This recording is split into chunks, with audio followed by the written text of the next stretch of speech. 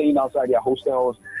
Currently at Sultan Bello, and I have a party agent with me this afternoon who's going to talk to us. I mean, he has been here since morning, and when I spoke to him, he was like, yes, the turnout was low. He was here the last time too, right? So your name, sir?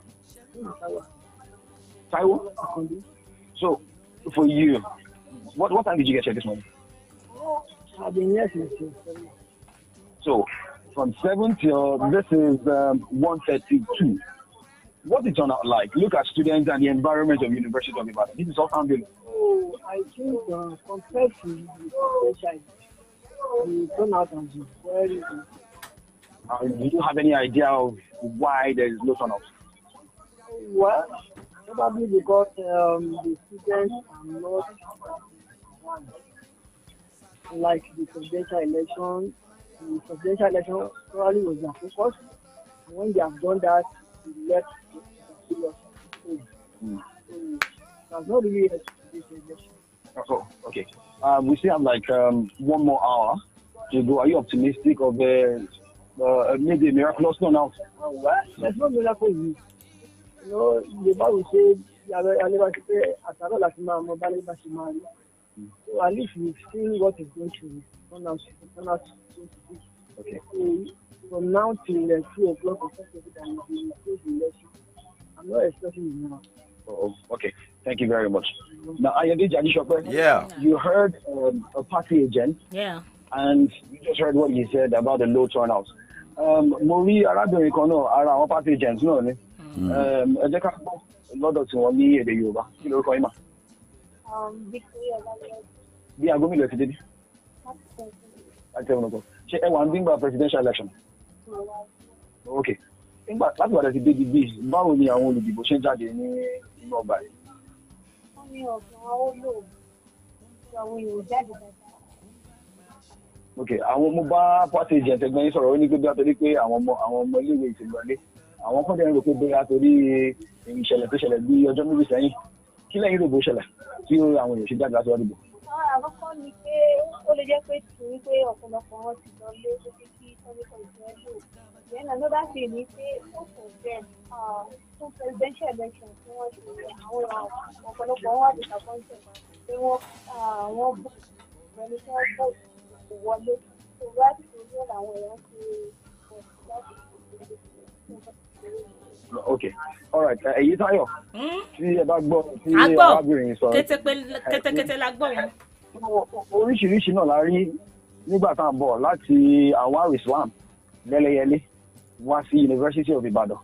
Nígbà tá à ń bọ̀ àwọn elétò ààbò wọ́n dúró wámúwámú.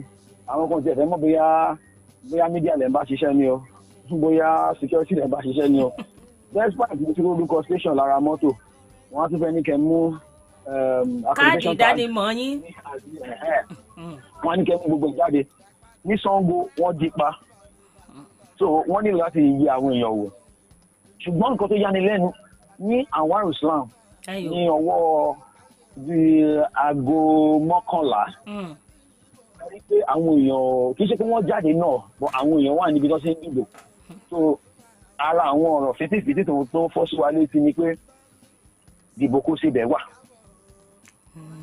dìbò kó síbẹ̀ tí ò sí ní ti presidential election nǹkan dẹ̀ sọ ní pé àwọn ti ní pé kán má ti dìbò kan jẹ́ káwọn ọkọ̀ káàdì wọn wọ́n ṣe transfer kan drop account number wọn.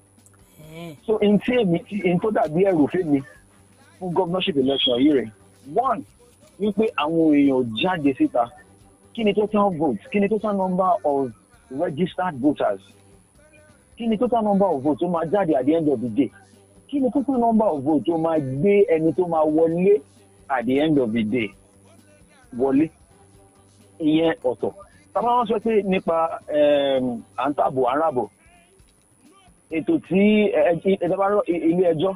ilé ẹjọ́ Supreme Court ẹjọ́ kan dá wípé kí owó àtijọ́ àti owó tuntun kó máa lọ papọ̀ kó máa lọ nífẹ̀gbẹ́kẹ̀gbẹ́. 1st of December ṣé kò ń ṣe àkùdé fún ètò ìdìbò ètò ń lọ lọ́wọ́ báyìí so a lot is happening but I just feel like we have few more hours to go. I mean, let's say 1 hour a few more wákàtí minutes to kan go. àti ìṣẹ́jú díẹ̀. If some people will still come out to cast their ballot. Yeah, So, thank you so much, Dapo, kúṣẹ́ ò for the dàpọ̀ update. kúṣẹ́. It is surprising that the University of Ibadan, where they were so enthusiastic about the presidential election, they are not so enthusiastic about the election today. And on the issue of the Boko Sebe, well, I don't understand these things. But I saw in Ekiti where voters came out and were requesting to voters were requesting that we are the people that will be buying our votes.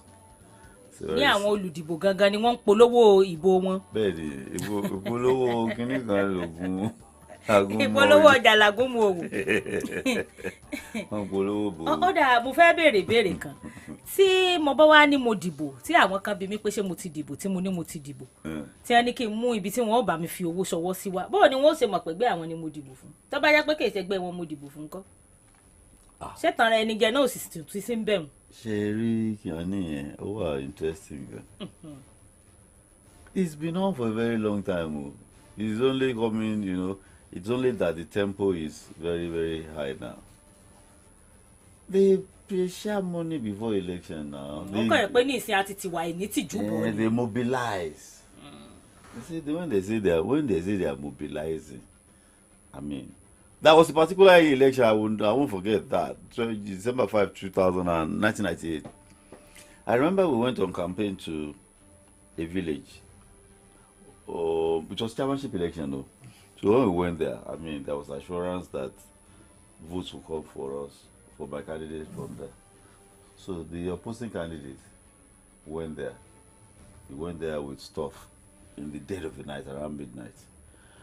They told you, they say, we cannot go back. He's our man.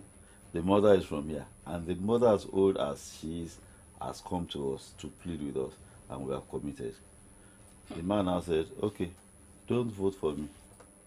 Take what I brought. So don't vote for anybody, just stay inside. He said, okay, if you are not going to vote for me, I don't have any problem. But don't vote for him too. So don't vote for none of us. So around 6:37 in the morning, I think our accreditation used to start 9 then. So when we got there around 7, we saw people just loitering around. The INEC officials were sitting down. Not one single person with it. We asked INEC, have you finished accreditation? They said they are not coming out. We now went inside. Said, one man told us, the youth leader said, but I will be low. But that's a below. But Ìpè mi ló tún wọlé yìí. Hello. Hello. Hello. Hello. Ǹjẹ́ Priscilla kì í mú un gbóhùn rẹ̀? Hello. Hello. À ń gbọ́ mi. À ń gbọ́ yín báyìí. Okay, ẹ kú iṣẹ́. O Priscilla kú iṣẹ́ kú ìlú bó ni?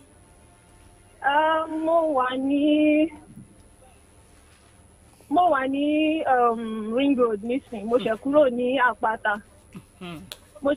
Àpáta ni, and so far ẹ jẹ́ kí n mú report mi láti nǹkan tí Dàpọ̀ sọ pé àwọn èèyàn really jáde wá vote. Ṣé mọ̀ pé ní February 25 at this time àwọn èèyàn ṣì wá ń ta tó ṣì vote lọ́wọ́, but majority of the polling units ta ní around the bíbá wọ́n kàn jókòó ni. Àwọn tó fẹ́ vote wọ́n ti wá vote, wọ́n ní àwọn ọdún voting ò sí ìparí ó di ibi 2:30, but àwọn èèyàn kò síyàn tó jáde wá nísìn tó máa vote. Ẹ jẹ́ kí n pè yín padà, ó dàbà ní update kan. Ó dà kú iṣẹ́. So, you know, he had given them, they showed us, you know, the stuff that they brought. They have not shared it because it, you know, it was in Yoruba land, it's like receiving filthy lures, so they did not share it. But I think, and of course, we have to mobilize them too. Ẹ̀yin náà bá gbọ́ra jìgì lẹ bá gbé nǹkan lẹ̀. Ṣùgbọ́n ṣùgbọ́n ìgbà wo ṣé a tún padà sí ayé ìgbà ń báyìí nígbà tí a wò pé ní tí olóṣèlú bá gbé wá ẹrù ẹbọ lélẹ́yìí owó ẹ̀jẹ̀ lélẹ́yìí àfẹ́ eléyìí afẹ́ kìlú ó tẹ̀síwájú. I think we are going to learn some lessons from this election. I had cause to in conversation with a senator-elect, and I know he had run for office as a senator too in 1995 in the Abacha years. I asked him, I said, what's the difference between this election and the ones you had heard? He said, before, we'll just go to the gatekeepers and they will deliver the votes to us. We deliver the goods to them. They deliver the goods. Ìpè ọ̀tún ti wọlé. Hello. Priscilla. Okay, ẹ má bínú fún breaking transmission yẹn. Mo ríyàn kan tá a fẹ́ bá sọ̀rọ̀ ní bíbáyìí. Mo wà pẹ̀lú Honourable Shete ní Ring Road nísìn. Níbi táwọn náà ti dìbò. Wọ́n dẹ̀ fẹ́ bá wa sọ̀rọ̀. Wọ́n contest fún State House of Assembly, Ibadan Southwest Constituency 2. So ẹ jẹ́ ká bá wọn sọ̀rọ̀ nsìn. Ẹ káàsán. ẹ káàsán o. Ẹ ǹlẹ́ o. Honourable bó o ní. Ó wà gbogbo ẹ lọ ní ọwọ́ ẹsẹ̀. Adúpẹ́ lọ́wọ́ Ọlọ́run ọba kò sí ìjà kò sí nǹkan kan gbogbo ẹ lọ dáadáa. Ẹ̀yin náà ti dìbò ti yín. APC governorship candidate nígbà tó dìbò kan wọ́n sọ pé àwọn èèyàn ń bẹ̀rù pé sọ́wọ́ ti bẹ̀rẹ̀ coalition pé wọ́n wá máa smart bọ́sì tí ẹgbọ́n fà á sílẹ̀ lè sọ. Well, nǹkan tẹ́mi kàn mọ̀ ni pé nítòótọ́ voter party wà àwọn èèyàn really jáde láti dìbò. Èmi rò bóyá torí security threat tó wà lẹ́jọ́ mẹ́ta àti bóyá cash crumb tó wà ni ò jẹ́ kí àwọn èèyàn jáde but hopefully before 4 p.m. tí voting máa wà over àwọn èèyàn sì lè jáde láti dìbò. Ṣé ẹ̀dẹ̀ lérò pé àwọn èèyàn sì máa jáde pẹ̀lú turnout start? Well, turnout yẹn low but bóyá tí NEPA bá mú lọ́la àwọn èèyàn jáde. Honourable. Bóyá iná ti pọ̀ jù. Honourable. Hello? Honourable, ṣáà lè bá Honourable sọ̀rọ̀. Okay. Honourable. Yeah. As a political leader, didn't you mobilize? I mean, you are running for office too. Are you not running? Yeah, we are. You are running for the state assembly. Yes. Every vote counts. What happened to those who voted during the presidential that we can't see them? We mobilized. We make sure people that had voters cards come out. But you agree with me that lately there has been some kind of threat across the city. So I guess that is why people are a bit laid back for coming out to vote. So people are just applying the rules, safety first. Exactly, there's voter impact everywhere. And let me ask you this question. You're a politician and you're a member of the House of Assembly. What difference is the BVAS making to elections in Nigeria? Well, we expected more from the BVAS, but going by what's happening in this particular governorship and state House of Assembly elections, and so far so good, the BVAS has been working fine, unlike the presidential elections. And let's hope by the end of the day, we get to see how well BVAS will do. BVAS is BVAS preventing manipulation and rigging, where people will come I mean, has BVAS prevented ballot stuffing? Well, so far so good. Every voter that has come out will actually be accredited by the BVAS. So I think that's a plus for INEC because we're going to dig it out. You agree with that the world right now is becoming a global digital village. So let's just hope for the best at the end of the day. But for now, the BVAS are working fine, and we expect the best from INEC. All right. Thank you. Ẹ ṣé púpọ̀, Honourable. Wọ́n ní cash crunch pé owó tí ò sí ń ta. Èmi ò rò pé owó tí ò sí ń ta yẹ kó dé ìdìbò lọ́wọ́ torí kì í kúkú ṣe pé àyè wà fún àwọn èèyàn láti kúkú wọ mọ́tò. Wọ́n ti ní àwọn èèyàn ò ní lè rìn láti ìgbà báyìí sí ìgbà báyìí. Téèyàn bá ń ronú owó, èèyàn máa lè ronú kankan mi. Òótọ́ ni. Mo gbà yún wọlé. Èèyàn bá ti ń ronú owó. Èèyàn ò ní ronú nǹkan kan míì.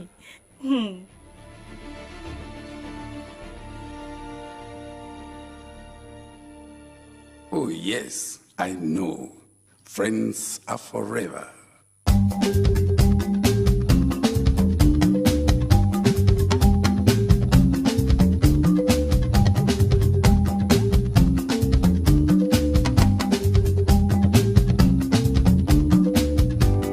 We be body, them be my friends. Long time ago, we don't dey come. Ènìyàn láṣọ tèmi tó rògbò ní lára ìdaṣọ. Now him dey make us sing together this joyful song.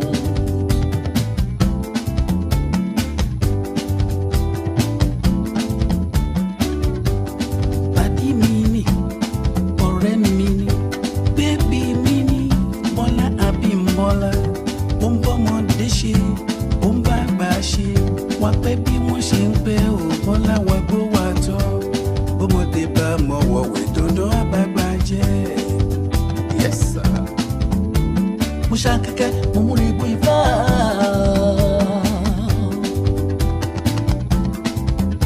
Mo ti kàbàjá, mo múre jọ́pẹ́ o.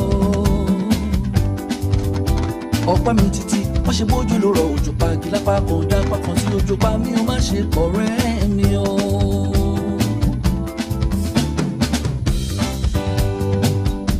Kájọ máa ṣe, Kò sóhun tó dùn ní ká bára wa ṣe. kájọ máa ṣe.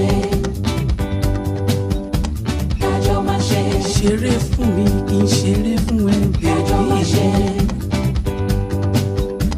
Kájọ máa ṣe, Jẹ́ ká jọ fà ó tó ra wọn kájọ máa ṣe. láyé. Ṣé ń gbọ́? Kájọ máa ṣe, Kò mà sóhun tó dùn bí ọ̀rẹ́ o. kájọ máa ṣe. Ọ̀rẹ́ jọ̀rẹ́ ìwájọ wa o. Kájọ máa ṣe, Àjọpọ̀ àjọjẹun ló tán. kájọ máa ṣe. Like friend,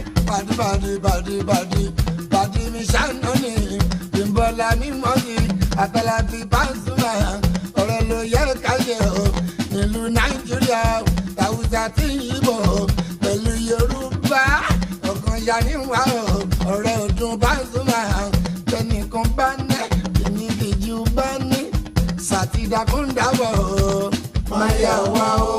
Bọ́lá mi mọ́ sí mi Àtàlà bí Pasuma, máa yà wá o. Kàmí omi dìran Bọ́lá jí mi bẹ́lò o, máa yà wá o. Kájọ máa ṣe, Ọ̀rẹ́ ló kù láyé mi, kájọ máa ṣe. kò sóhun tó dàbí ìfẹ́ o. Kájọ máa ṣe, Ìjà ò yẹ wá sẹ́ Pasuma, kájọ máa ṣe.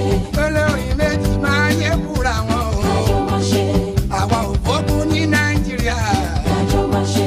ká fọwọ́sowọ́pọ̀ kó lè dára. Kájọ máa ṣe, Ọ̀rọ̀ yìí ti yá lélẹ́yìí o. kájọ máa ṣe. No kind, no kind. People must come together and be friends.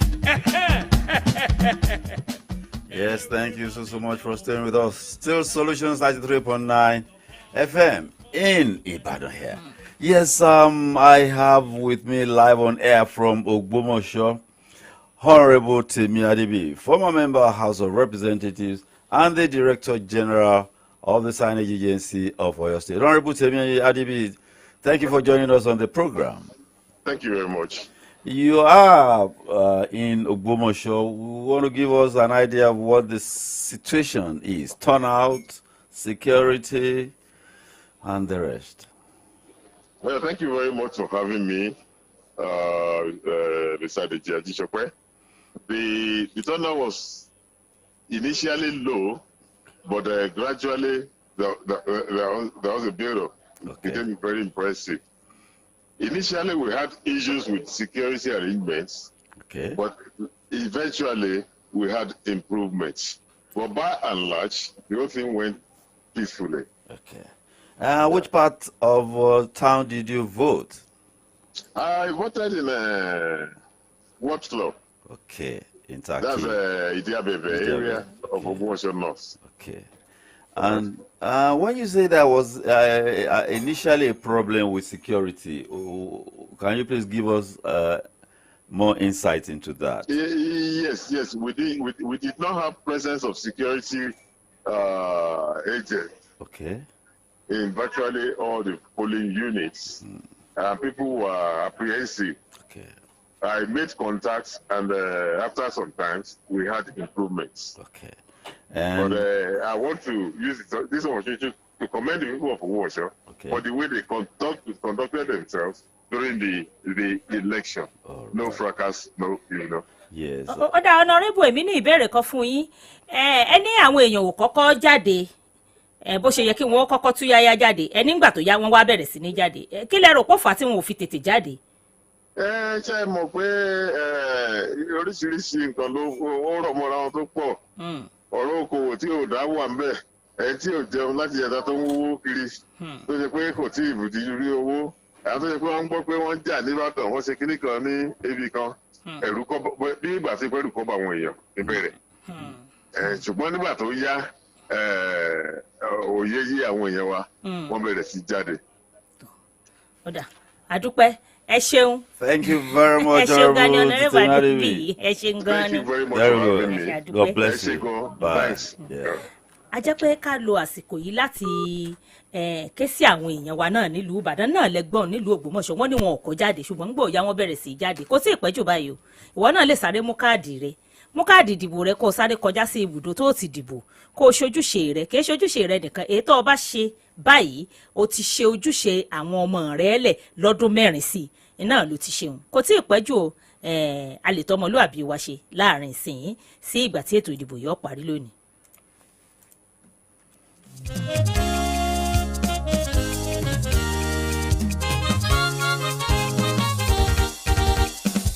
I pledge to Nigeria, my country, to be faithful, loyal, and honest. Kò sí bí kíbi tí mo rè tèmi ò ní fọwọ́ sọ̀yà. Ọmọ Naija máa ní mí. I pledge to Nigeria, my country. Hello. Hello. Hello, ẹ ti wọlé o. Orúkọ yín àti ibi tẹ́ ti ń pè é. Ìpè ń tire ni o. Ẹ̀yin èèyàn ẹ lè pè wá báyìí láti jábọ̀ bí nǹkan ti rí ládùúgbò yín fún wa. Nọ́mbà tẹ́ pè sí náà nìyí. 0909-8-9939. 0909-8-9939. 091-2-5-939. 091-2-5-939. Hello, ẹ káàsán. Orúkọ yín àti ibi tẹ́ ti ń pè é. Ẹ ṣeun. Láti Sẹ́yìn bóò ni gbogbo nǹkan ti rí ní Sẹ́yìn. Ẹ̀yin náà ti dìbò ṣáwọn èèyàn tún yáyá jáde dáadáa. Àwọn náà kọ́ fẹ́ já ìwé àwọn ni wọ́n para wọn bàjẹ́. Àkọ́kọ́ sì dìbò lé pé bàbá ti gbúrò kẹ̀kẹ́ àájáde lọ nígbà ìṣèlú àṣìdé. Tó bóò ni tètò ààbò ńkọ́ ṣé àwọn elétò ààbò ṣe dúró wámúwámú? Àwọn náà dúró ń bẹ̀ wọ́n dúró dáadáa.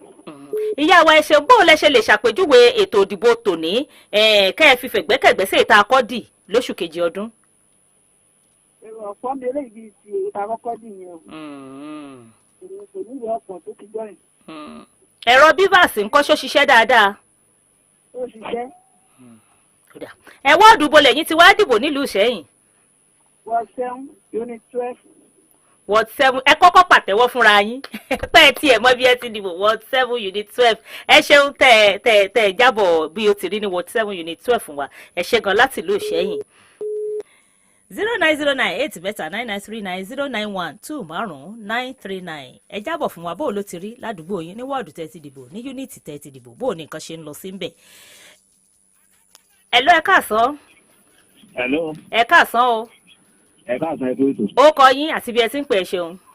Àfíìmù Làwálì ló ń sọ̀rọ̀ láti Elékùọ́. Láti Elékùọ́ ẹ jábọ̀ fún wa bó ládùúgbò yín ti rí. Àdúgbò wa dáa kò sí wàhálà. Ṣẹ́yìn ti dìbò. A ti dìbò. Wọ́ọ̀dù wo lẹ ti dìbò ńbẹ̀?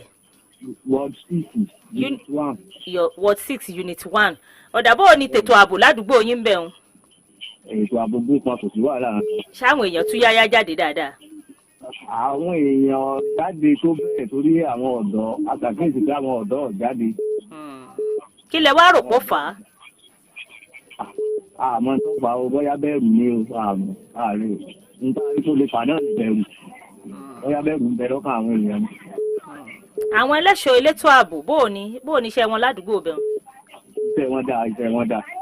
ẹ̀rọ bíbàs ń kọ́ ṣó ṣiṣẹ́ dáadáa. ó ṣiṣẹ́ ẹ̀rọ bíbàs ṣiṣẹ́ dáadáa kò sí ẹ̀sìn wàhálà rẹ̀. tó ọjà ẹ ṣeun ẹ ṣe àdúpẹ́ láti lẹ́kọ̀ọ́. ìkànnì ọ̀nà àbáyọ náà la wà Solutions 939 FM yàrá bó ṣe ń lọ náà la wà ó tá a ti ń fi sin ẹ̀ ló ẹ káàsán. ó re ni o ẹ lè pè padà. ṣe dáadáa tó lórí ṣiṣẹ́ ní ìwà àtẹ tó ṣe díẹ̀ àtẹ tí kò ṣe rárá ìlú bá kígbe wípé jọba rú ẹ̀ ò dá èmi ò ní sọ́rù ẹ̀ torí pé mi ò rí wọn tán kò sábà tí ò dá ó lè jẹ́jọ́ ẹ̀ burúkú bó ṣe jọba ìlú bó ṣe fi kọ̀rọ̀ yàrá. hello ẹ káàsán. láti ìlú Ìṣẹ́yìn ẹjọ́ ẹ bá wa gbóhùn sókè bóò ládùúgbò yín ṣe rí.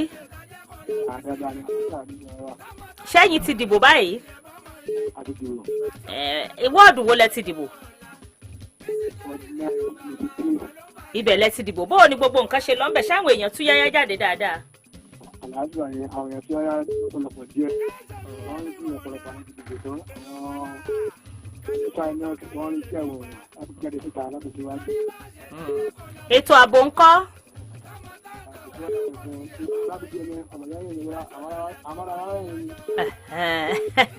ó dà bó ti yẹ kó rí náà nù kájọ máa ṣe náà lórin tẹ̀ ń gbọ́ lábẹ́lẹ̀ hùn wọ́n ní ọmọ ìyá ni gbogbo wa ń bára wa rẹ́rìn ni ó dà ẹ ṣeun láti ìlú Ìṣẹ́yìn iná lẹ ti gbọ́ ohun tí wọ́n ń jábọ̀ bó ṣe rí ń bẹ̀ fún wa. ẹ lọ ẹ káàsán o ó ti re ni o ẹ gbìyànjú ẹ padà 0909 8 mẹ́ta 9939 091 2 5 939 iná ni nọ́mbà tẹ́ fi pè sí yàrá bó ṣe ń lọ ibi tá a ti ń tọpinpin bí ètò ṣe ń lọ káàkiri ní ìpínlẹ̀ Ọ̀yọ́ tá a sì ń jábọ̀ rẹ̀ fún yín. ẹ lọ ẹ káàsán. hello. ẹ káàsán orúkọ yín àti ibi tẹ́ ẹ ti ń pè. ọmọlá ni mò ń pè láti ìyá ọ̀fà. láti ìyá ọ̀fà. ní akẹ́lé. lákẹ́lé tó ṣé ẹ ti dìbò. a ti dìbò ibẹ̀ la wà báyìí. ṣáwọn èèyàn tún yáyá jáde dáadáa. àwọn èèyàn jáde lọ́dọ̀ tí wàá ń bí báyìí. wọ́ọ̀dù bolẹ̀ tí á dìbò ń bẹ̀ wọ́n. wọ́n 7 sọ́ọ̀rì wọ́n 7. ọ̀dà báwo ni ètò ààbò ń kọ́. ọlọ́run ògbò sí rògbòdìyàn ìbò ọlọ́mọ ìyá làwa máa dì í. tó ọ̀dà tó ọ̀dà ẹ ṣeun tẹ́ ẹ jábọ̀ fún wa bó ti rí ẹ lóo ẹ ti wọlé o hello wọ́n mọ̀ pé àwọn ti wọlé ni ẹ ẹ káàsán 0909 8 mẹ́ta 9939 ó ti kẹ̀yìn èèyàn báyìí láti jábọ̀ fún wa bó ṣe ń rí ní wọ́ọ̀dù yín ní yúnítì yín lágbègbè ibi tẹ́ ẹ ti dìbò láti jábọ̀ fún wa ní ìkànnì ọ̀nà àbáyọ Solutions 939 FM ẹ ẹ káàsán. ẹ káàsán ọkọ yín àti bí ẹ ti ń pè. èmi ni Mr. Adesina Adébáyọ̀ láti Ward 11 ní Mele. ní Mele ṣé ẹ ti dìbò ń ti yín. a ti dìbò. bóò ni ṣáwọn èèyàn jáde dáadáa. a dúpẹ́ lọ́dọ̀ Ọlọ́run wọ́n jáde díẹ̀ ṣùgbọ́n kò dàbí ilé ìtàkùnkọ́ ní tẹ́lẹ̀. kò tó ti jó òní kí lẹ wá rò pọ̀ fà á.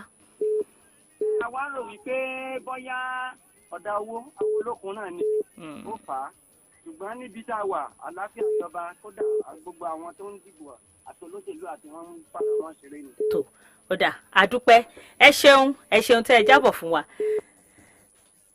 iná lẹ̀ ń gbọ́n. èmi ò ní sọ́rù ẹ̀ torí pé mi ò rí wọn tán kò sábà tí ò dá ó lè jẹ́jọ́ yẹ burúkú bó ṣe jọba ìlú bó ṣe ti ìkọ̀rọ̀ yàrá àwọn alátìlẹyìn ló lágbára jù níjọba. àní bọ́lá rí jẹ́ ní nàìjà o tìbílẹ̀ ni tìpínlẹ̀ ni torílẹ̀-èdè ni bọ́lórí jẹ́ ní ìlú nàìjà ìmí àṣẹ dáadáa àkùkọ ṣe délẹ̀ o ìmí ò ní ṣe dáadáa tó lórí ṣiṣẹ́ ní ìwà àtẹ tó ṣe díẹ̀ àtẹ tí kò ṣe rárá ìlú bá kígbe wípé jọba rú ẹ̀ ò dá èmi ò ní sọ́rù ẹ̀ torí pé mi ò rí wọn tán kò sábà tí ò dá ó lè jẹ́jọ́ ẹ̀ burúkú bó ṣe jọba ìlú bó ṣe ti ìkọ̀rọ̀ yàrá àwọn alátìlẹyìn ló lágbára jù. ẹ káàsán ọ̀dà ọ̀rẹ́ ni o ẹ lè gbìyànjú ẹ̀ padà a fẹ́ mọ̀ bó ṣe ń lọ lọ́dọ̀ tìyín bó ni ètò ìdìbò ṣe ń lọ lágbègbè tìyín ẹ lọ ẹ káàsán. Hello, ẹ káàsán. ẹ káàsán sà orúkọ yín àti ibi tẹ́ ẹ ti ń pè wá. Orúkọ mi ni ọ̀gbẹ́ni Adébáyọ̀ Isaac. láti. Mò ń pè yín láti Yèmẹ̀tù Aláàdọ́rin. Yèmẹ̀tù Aláàdọ́rin ìlú Ìbàdàn ṣé ẹ ti dìbò ń tiyín. Mo ti dìbò. wọ́ọ̀dù wo lẹ ti dìbò. Ward 3 Unit 17. Ward 3 Unit 17 bó o ní gbogbo nǹkan ṣe lọ ń bẹ̀. Ní bẹ̀rẹ̀ láàárọ̀ àwọn èèyàn jáde wọn jáde rárá títí di nǹkan bíi aago 12 kó tó dé gan náà jáde lọ. Bí mo dẹ̀ ṣe débẹ̀ kò sẹ́nì kankan níwájú àwọn tó ń conduct election. Ibi the only place that you máa ráwọn èèyàn láàrin títí kan dúró bóyá àwọn bíi representative from other parties.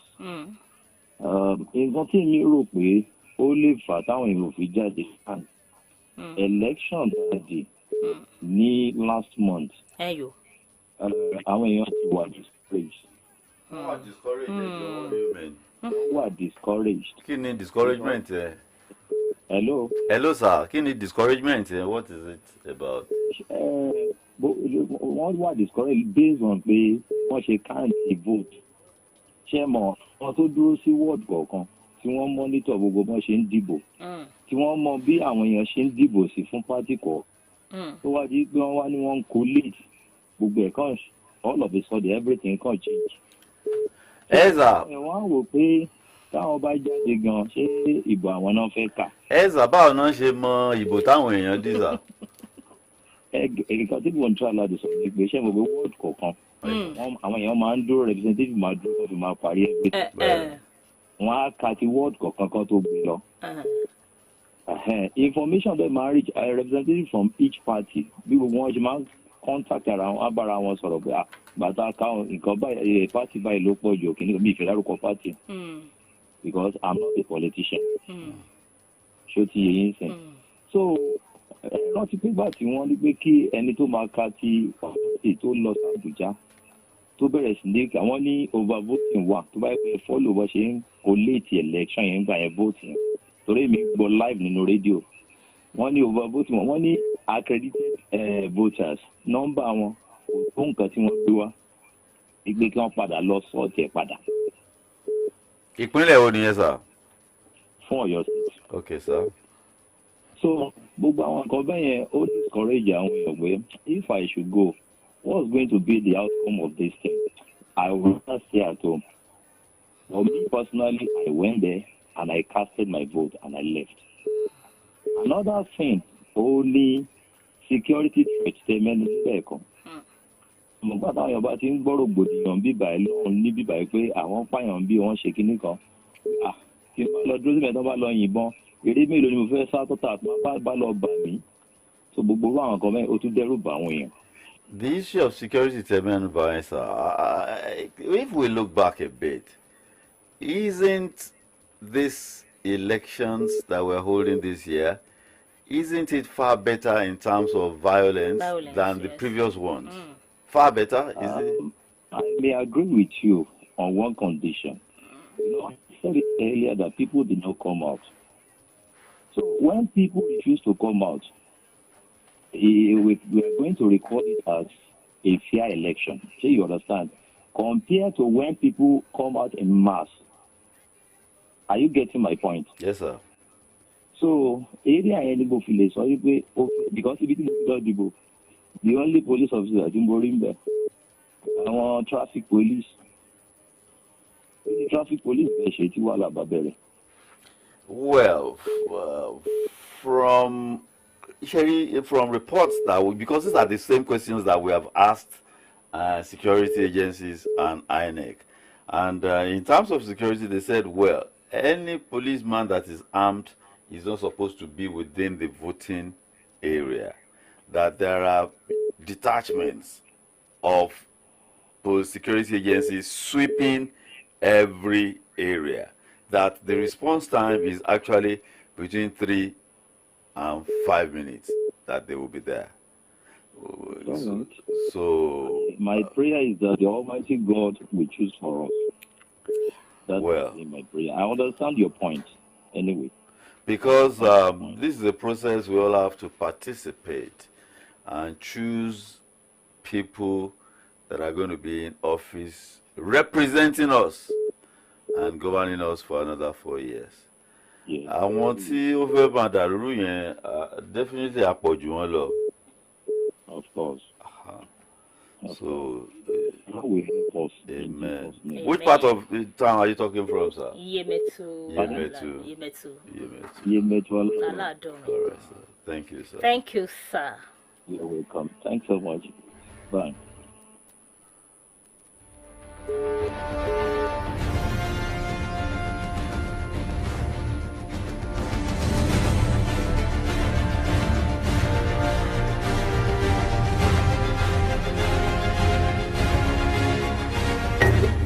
ọjọ́ tí àwọn ọmọ orílẹ̀-èdè nàìjíríà ó tún yan olórí tí ó darí wọn fún ọdún mẹ́rin míì tún ti dé ọjọ́ tí àwọn ọmọ ilẹ̀ yóò lọ síbùdó òdìbò láti fìbò wọn sọ̀rọ̀ sókè ìdí ẹ̀yin fẹ́ mọ gbogbo bó ṣe ń lọ káàkiri ibùdó òdìbò nílùú ìbàdàn àti agbègbè rẹ̀ pẹ̀lú àwọn ìpínlẹ̀ míì ẹ darapọ̀ mọ́ àkànṣe ètò tá a pè ní 939 Solutions Room lọ́jọ́ sátidé yìí láago 8 àárọ̀ fún ìròyìn lórí bó ṣe ń lọ láwọn ibùdó òdìbò káàkiri jákèjádò orílẹ̀-èdè yìí àwọn òǹwòye náà wà ń kalẹ̀ láti máa sọ̀rọ̀ lórí bó bá ṣe ń lọ bẹ́ẹ̀ ìròyìn yàjóyàjó náà ò ní gbẹ́yìn ní ìkànnì yìí Solutions 93.9 FM ẹ má gbégbó ẹ̀ á wá lọ́nà àbáyọ.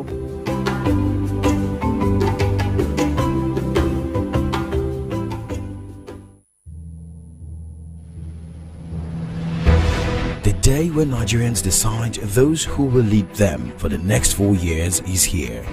The day Nigerians go to the polls to cast their votes. Join the 939 Solutions Room team this Saturday from 8 a.m. for live updates, situation reports from polling units within and outside the city, in-depth analysis, exclusive interviews, and breaking news on this dial, Solutions 939 FM. We are the remedy.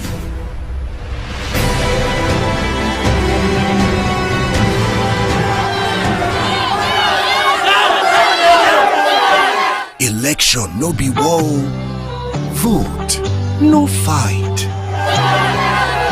This message is powered by Solutions 93.9 FM Ibadan.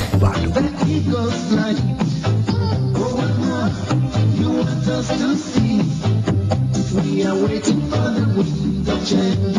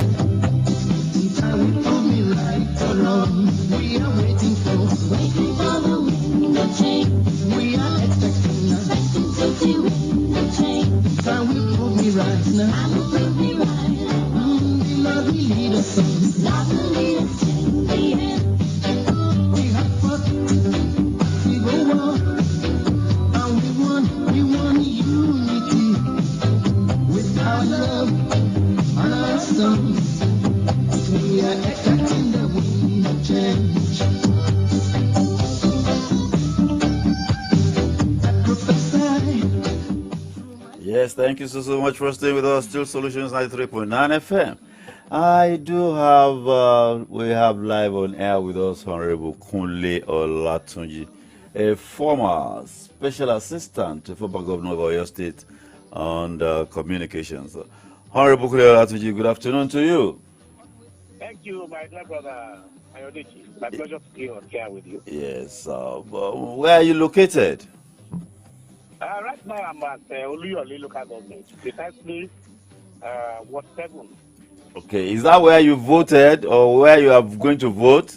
That's where I voted. That's my ward. Oluyole? Oluyole Ward 7, Unit 8. Unit 8. Okay. What time did you vote? I voted about 12 o'clock. 12 o'clock. What was the accreditation process like? How long did it take you? well, within just 2 minutes about the INEC officials would look at your card, read it through the papers, and then admit you to qualify you to vote. Then you would just go in there. Within 2-3 minutes, you're out of the voting the vote. Okay. Kudos to INEC, a wonderful process of electioneering. Okay, when you compare this to the first election, I mean, what's your assessment in terms of performance of INEC? You mean presidential election? Yes, sir. Well, for us at Oluyo local government, until the period of counting, much later in the evening, during the first exercise, where there were challenges with hoodlums attacking the INEC collation center for the world. We didn't have any problem. At the voting point, there were no problems. We had smooth voting. Everything went normal until later in the evening when the counting goes. So if we look at it from the angle of the process of voting, it's perfect.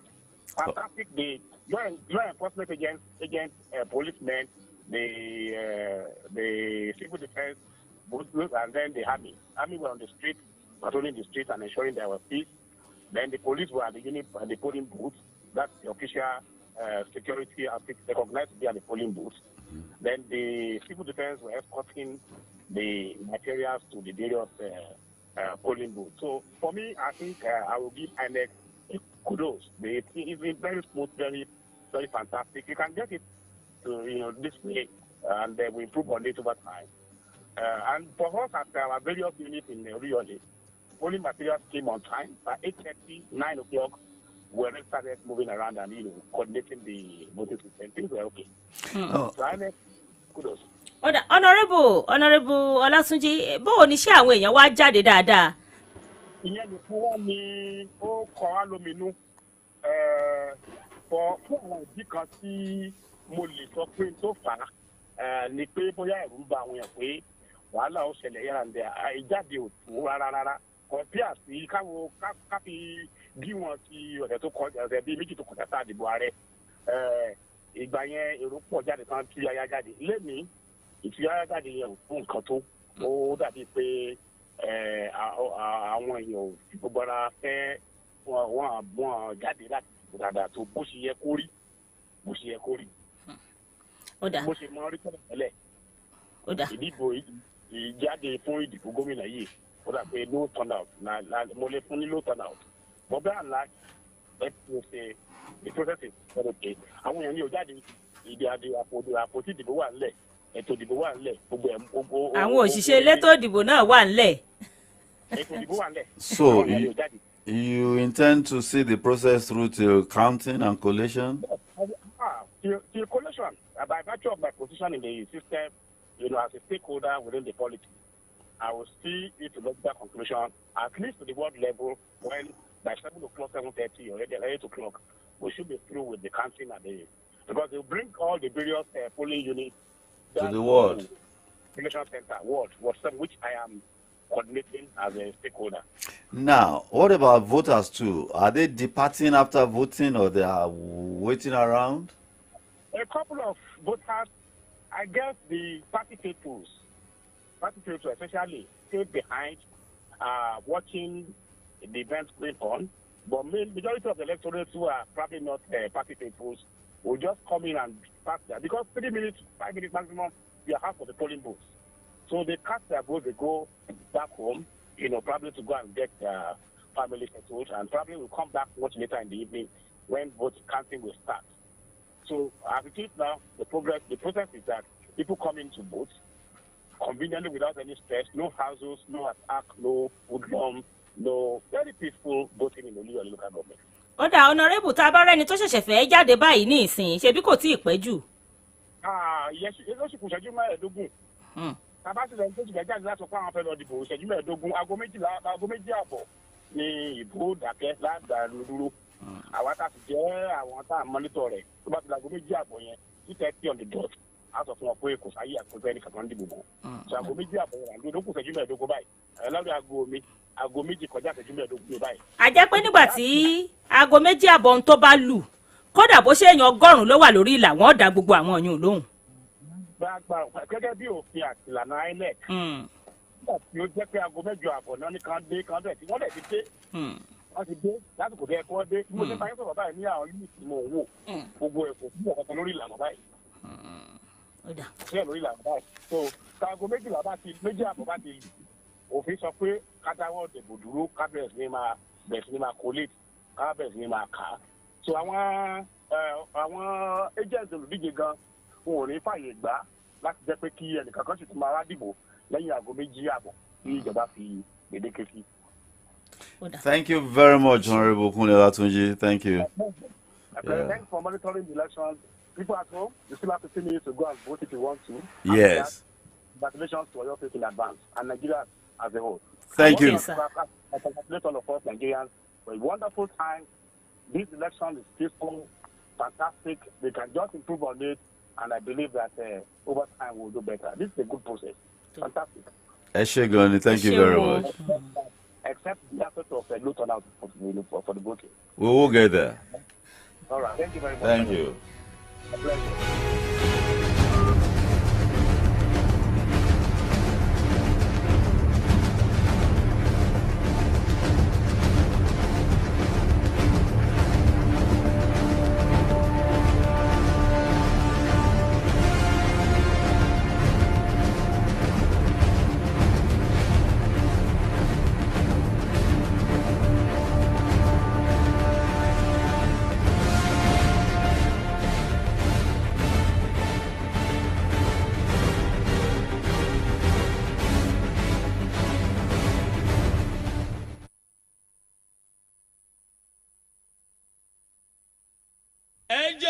Taloni moto LA 771 gbé kúrò lọ́nà dání sókè fẹ́ wọlé abeg yo person wey get moto LA 771 comot am for motor road dání sókè wan come inside.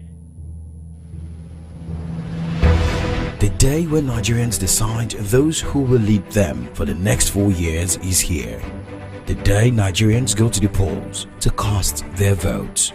Join the 939 Solutions Room team this Saturday from 8 a.m. for live updates, situation reports from polling units within and outside the city, in-depth analysis, exclusive interviews, and breaking news on this dial, Solutions 939 FM. We are the remedy.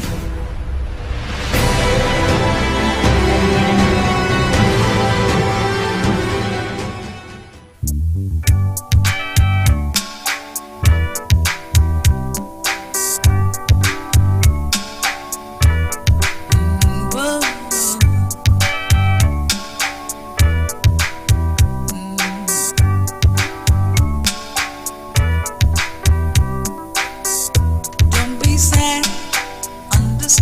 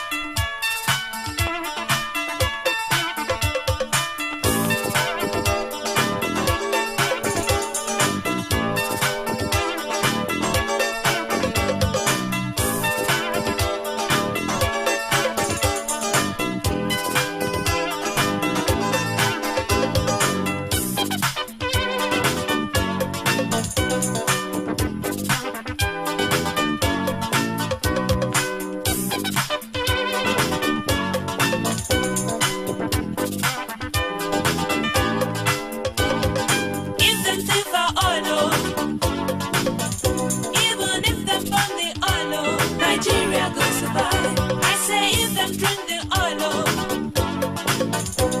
No matter how them try, oh, Nigeria go survive. And roots them strong for ground, oh. Ancestors no go gree, oh, Nigeria go survive. The God of thunder and lightning, unite and shield Nigeria, Nigeria go survive. Nigeria go survive, Africa go survive, my people go survive, oh, Nigeria go survive. Nigeria go survive, Africa go survive, my people go survive, oh, Nigeria go survive.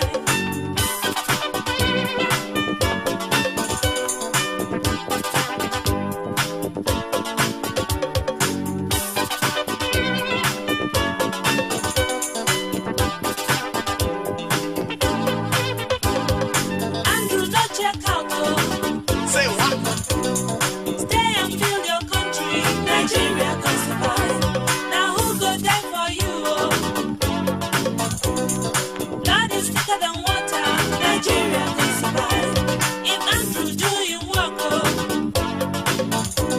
and me I do my own, oh, Nigeria go survive. If I lead them to them best, oh, Andrew go stay to help, oh, Nigeria go survive. Nigeria go survive, Africa go survive, my people go survive, oh, Nigeria go survive. Nigeria go survive, Africa go survive, my people go survive, oh, Nigeria go survive. Nigeria go survive, Africa go survive, my people go survive, oh, Nigeria go survive.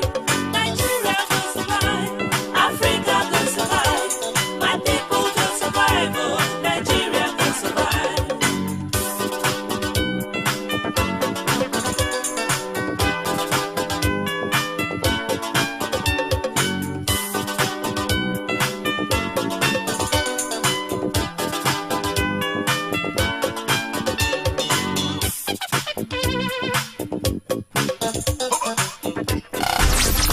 FM. Keep it locked.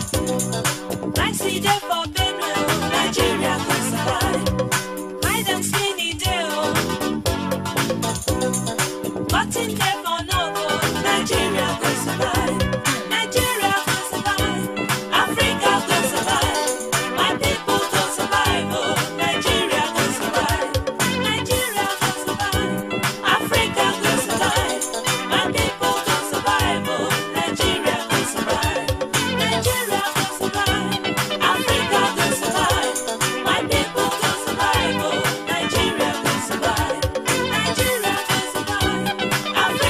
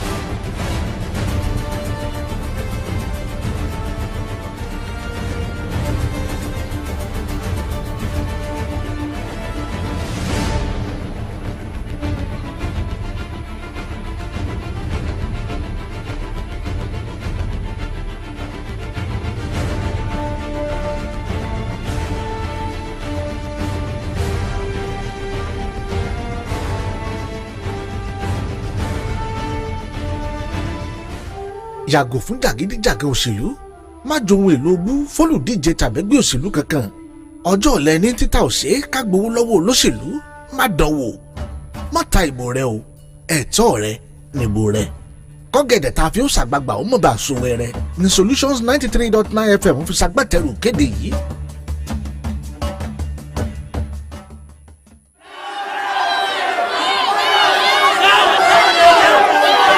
Election no be war, vote no fight.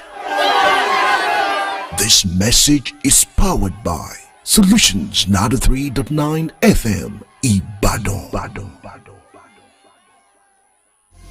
má jẹ́ kí wọ́n fi ẹnu dídùn tàn ọ́ gbọ́jọ́ ọ̀la rẹ lọ́wọ́ rẹ o má sì ti torí àsáró togún bí rẹ ìbò rẹ kan ṣoṣo náà lẹ́tọ́ rẹ àtagbára tó o ní láti ní ọjọ́ iwájú tó dára dáàbò bò ó kóró ojú sí à ń dìbò torí àti ṣebẹ̀ yàgò fún ìbò títà àti ìbò rírà ìkànnì ọ̀nà àbáyọ Solutions 939 FM ńlọ́ṣàgbàtẹ̀rù kéde.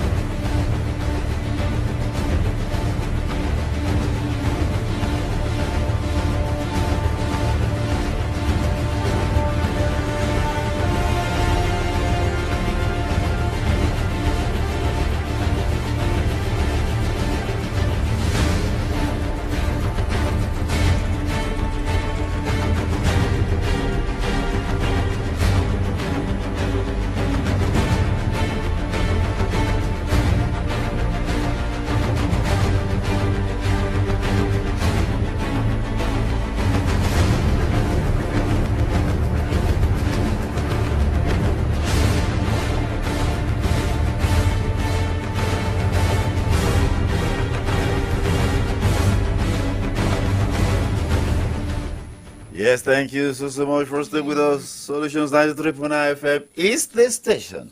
And of course, we are reporting to you live events surrounding and unfolding during this period of elections. This is the second of the series of elections for 2023. Yeah. 3 weeks ago, 21 days ago precisely, we had the National Assembly and the presidential election. We elected a president. And of course, we now have a president-elect in Asiwaju Bola Ahmed Tinubu. 360 members of the House of Reps and 190 members of the Senate. But today, across 28 states in the land, we are electing governors. 36 state assemblies across our union, we are electing members of the state House of Assembly. Yes, we have in the studio with us live someone who has gone around a little bit. Mr. Tolu Mustafa. Tolu, you are welcome to our studio this afternoon. Good afternoon. Just like we did it 3 weeks ago. Don't get it. Mo jẹ́rìí ẹ̀. Where have you been today? Oh, well, I've been all around Ibadan, Tiletoko. Tiletoko. Where did you start out? I started from, what's it called, Aleshin Lawyer area. Okay. Down to Dugbe, Mokola. Okay. Mokola down to Songo. Songo back to Bodija.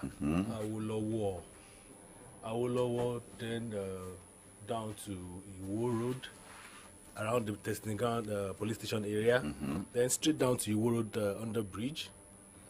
Down to Monoton to Yano Church to the last point was Lagili local government, Iyanofa to be precise. Iyanofa. Then into Ofa town. Okay. Yeah, that was the last point before now. Where did you vote? Yeah, I voted at Agodi NTA. Okay. About what time was that? That was around 9:30 in the morning. 9:30. Which local government and what? Badon North local government, then Ward 4. Okay. Yes. I've also been to Ido this morning as well. Oh, okay. Wow. Okay. About that was quite early, just about an hour after the opening of the voting.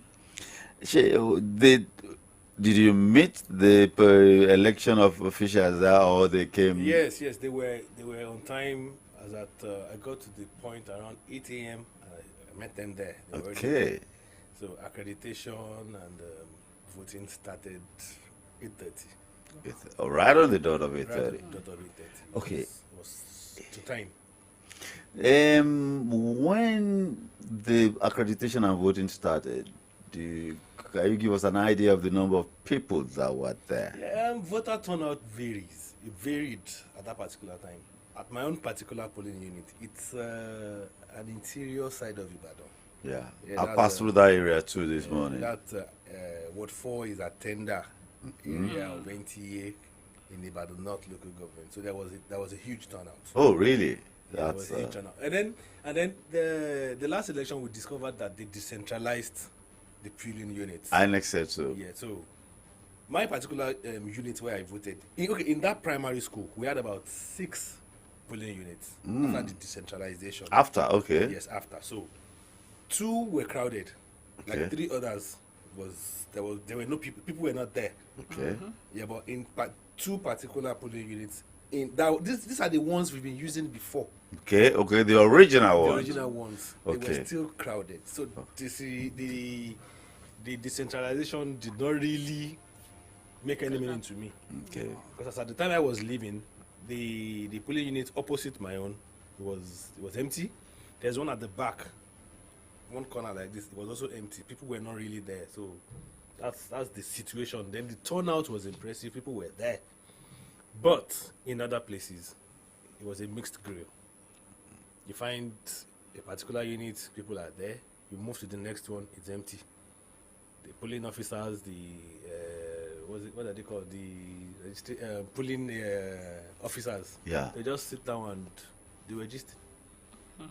But I noticed that, like in Ward 10 of Lagili local government, Ward 10, they're polling unit 4 to be precise. I noticed that people were coming out in trickles. Like somebody will come now. Another 5 minutes, you see somebody walking to the polling unit. So it was in trickles. So the expected turnout, the expectation of people is the usual of you find 50, 100 people gathered at a particular polling unit, that's the expectation of people. That's the perception of, oh, there's A huge turnout. There is turnout. People are at the. But this one, I noticed people were just coming in trickles. So if you check the boxes, both the Guba and the House of Assembly boxes, ballot boxes, you find out it's full. Yet, what would the overview is ìṣarajọ àwọn èèyàn. the hair ìṣarajọ hair it was low. It was not encouraging. But if you check the boxes, none of them were empty.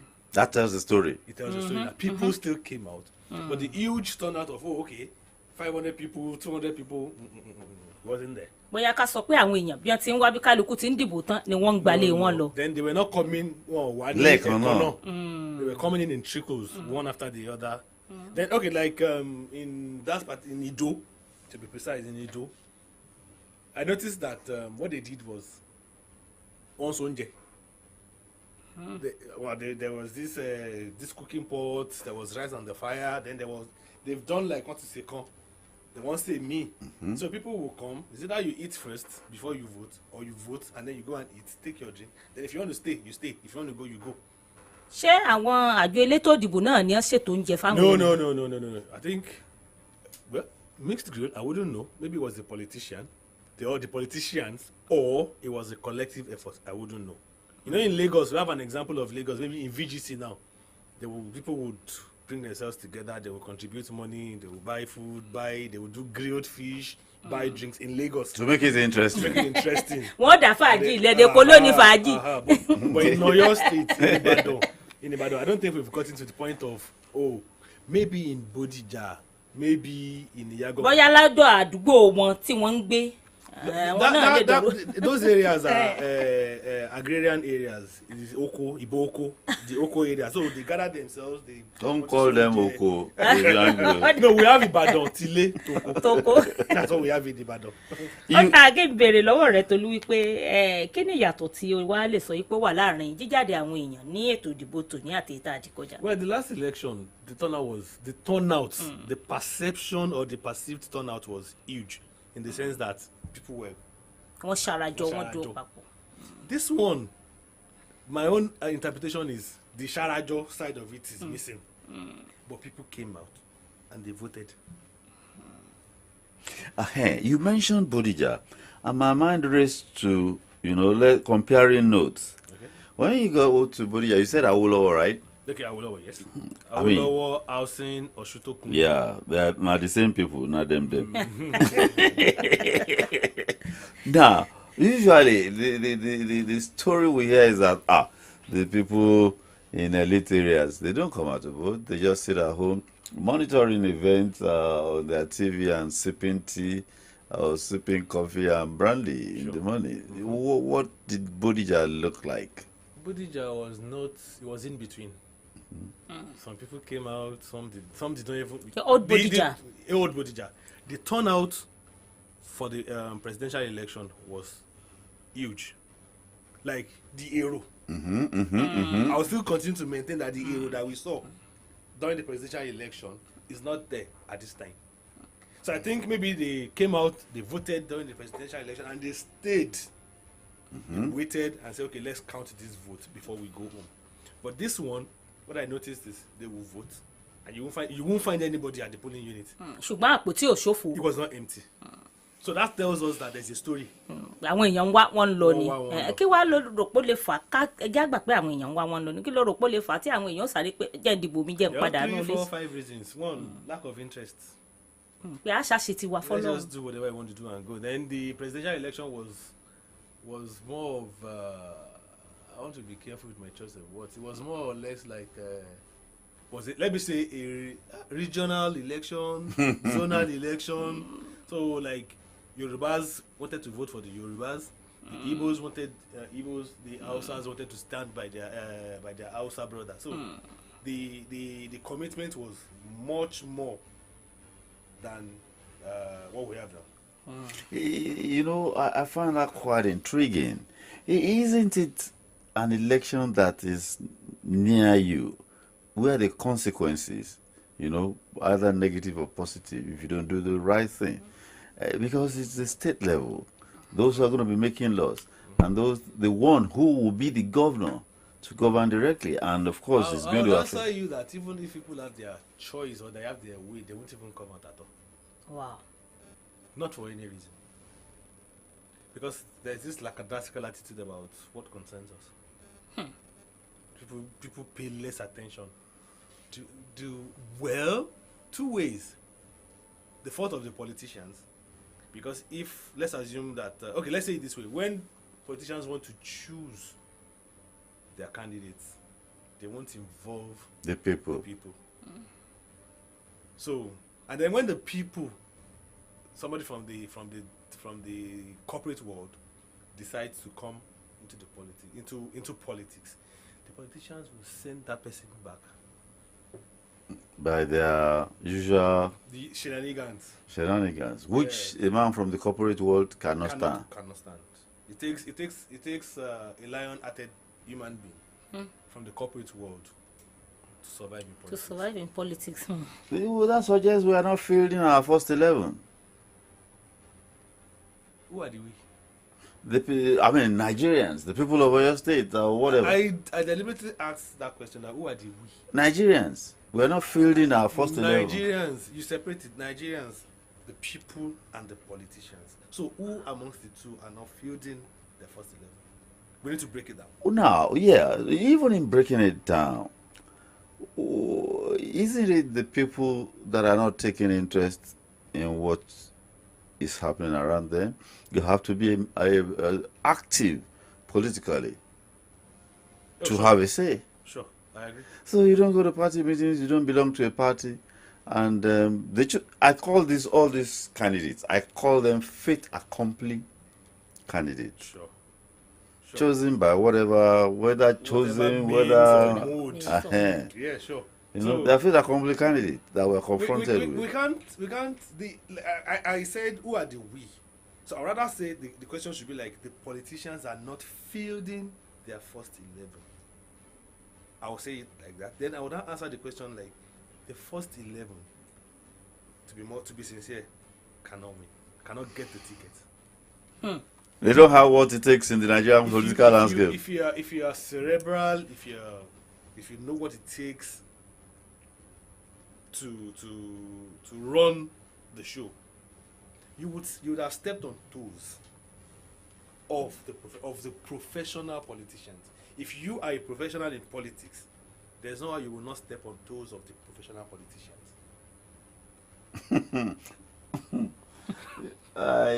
It sounds weird. But No, it doesn't really sound. You know, I understand those shenanigans. Okay, for example, let's assume that. Okay, let me give you an example now. A lawyer. Okay, it looks like we have a call to. Let's take that. Hello? Hello? Hello? Hello.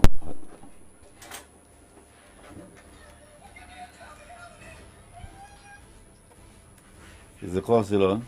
Yeah, it's still on. Hello? Hello? Hello. Hello. Hello? Ẹ káàsán. Ẹ káàsán. Ẹ kú ètò. Yes, sir. Orúkọ yín àti ibi tẹ́ ẹ ti ń pè. Hello?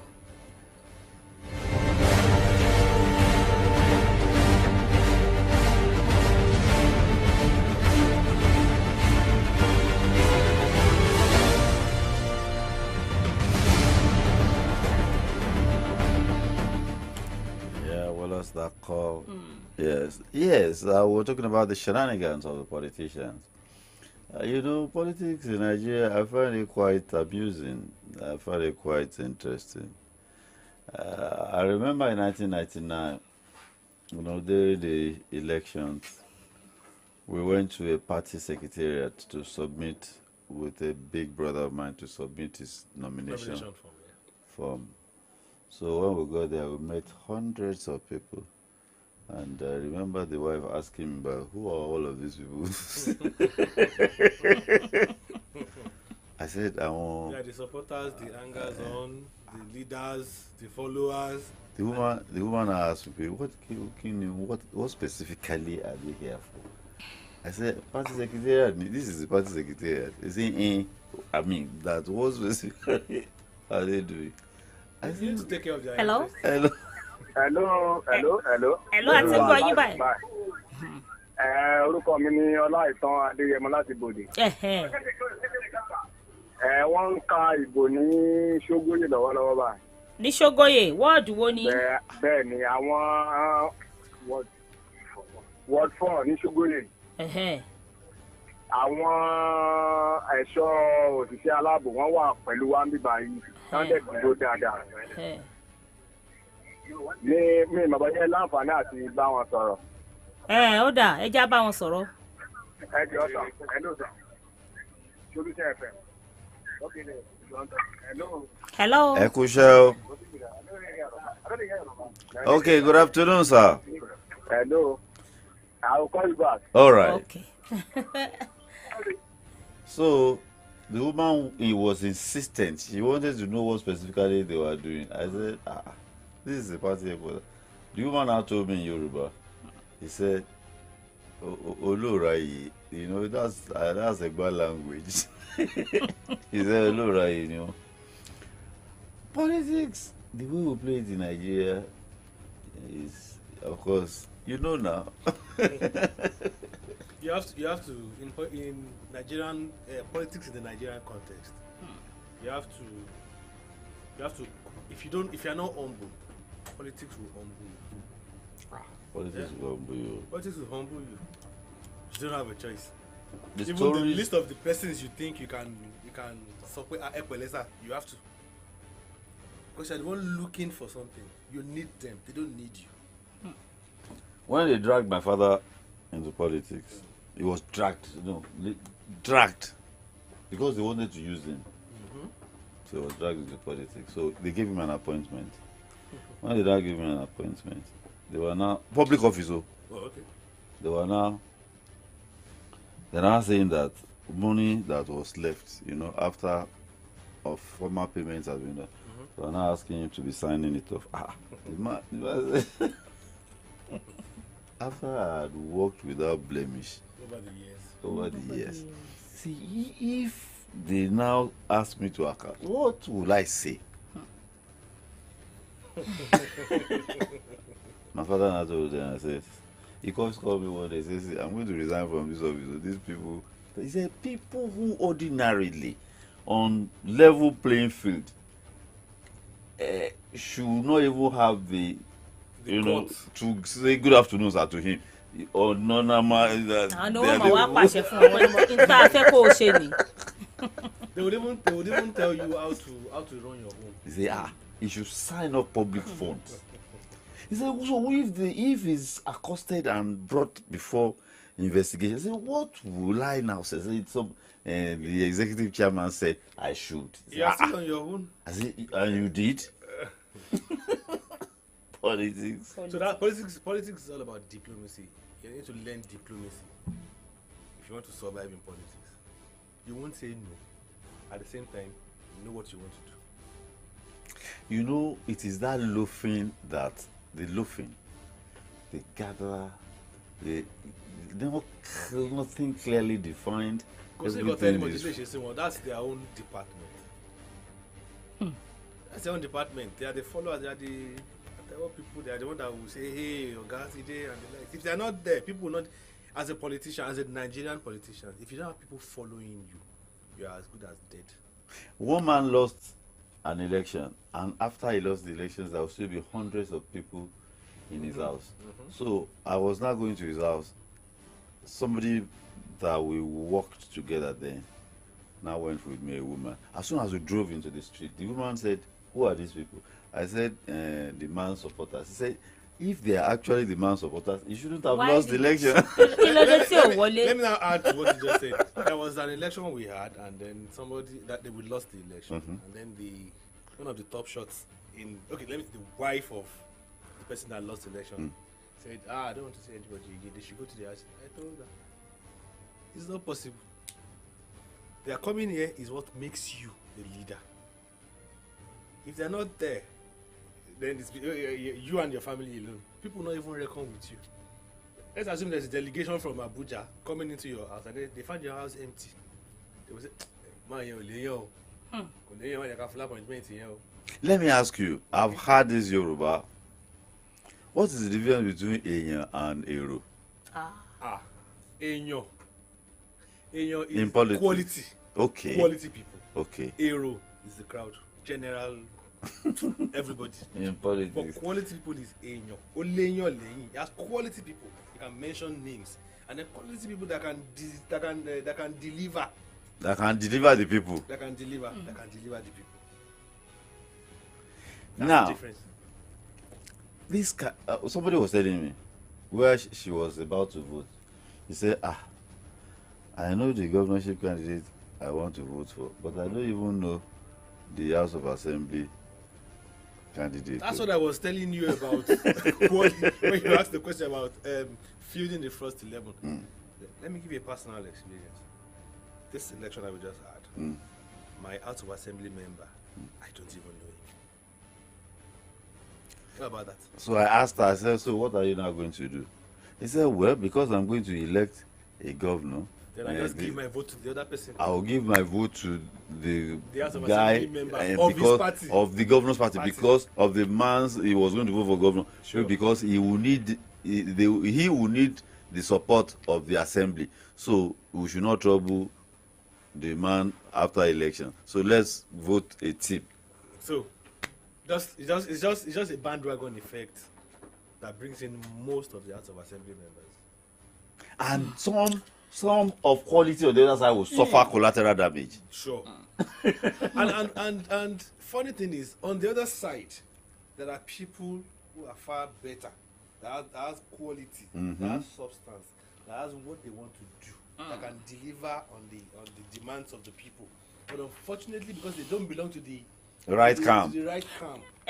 ná láti gbà níwọ̀nba tí àwa náà ti bẹ̀rẹ̀ sí ní rí ìrìn àjò òṣèlú mo lórí ọ̀fẹ́ tó yẹ pé inú ilé olóṣèlú ni wọ́n ti bí mi wọ́n rọ́ṣẹ́ àti mọ̀ tẹ́lẹ̀tẹ́lẹ̀ náà yìí pé atẹ́gùn ìbò ẹnìkan ló mọ ẹ̀ máa ń pè tsunami ni yóò kó àwọn tó kù náà wọlé pẹ́ ọ̀dà ṣé ẹgbẹ́ báyìí ni ẹja kúkú tẹ̀ náà délẹ̀ ẹja tẹ̀ fún gbogbo wọn náà ló mọ kó ọ̀pọ̀lọpọ̀ èèyàn ló mọ láwárí pé ọ̀pọ̀lọpọ̀ ẹni tí ò tiẹ̀ mọ ọwọ́ ọ̀tún yàtọ̀ sósì ìdí ipò tí ń lọ yóò kàn bára rẹ̀ ń bẹ̀ pé ó nígbà tí wọ́n bá kéde ẹlòmíì pò ń lọ jáwé olúborí yóò kọ́kọ́ wò pé ẹ̀yin náà wọ́n ń kéde ẹ̀yin náà ní kí wọ́n tó ní.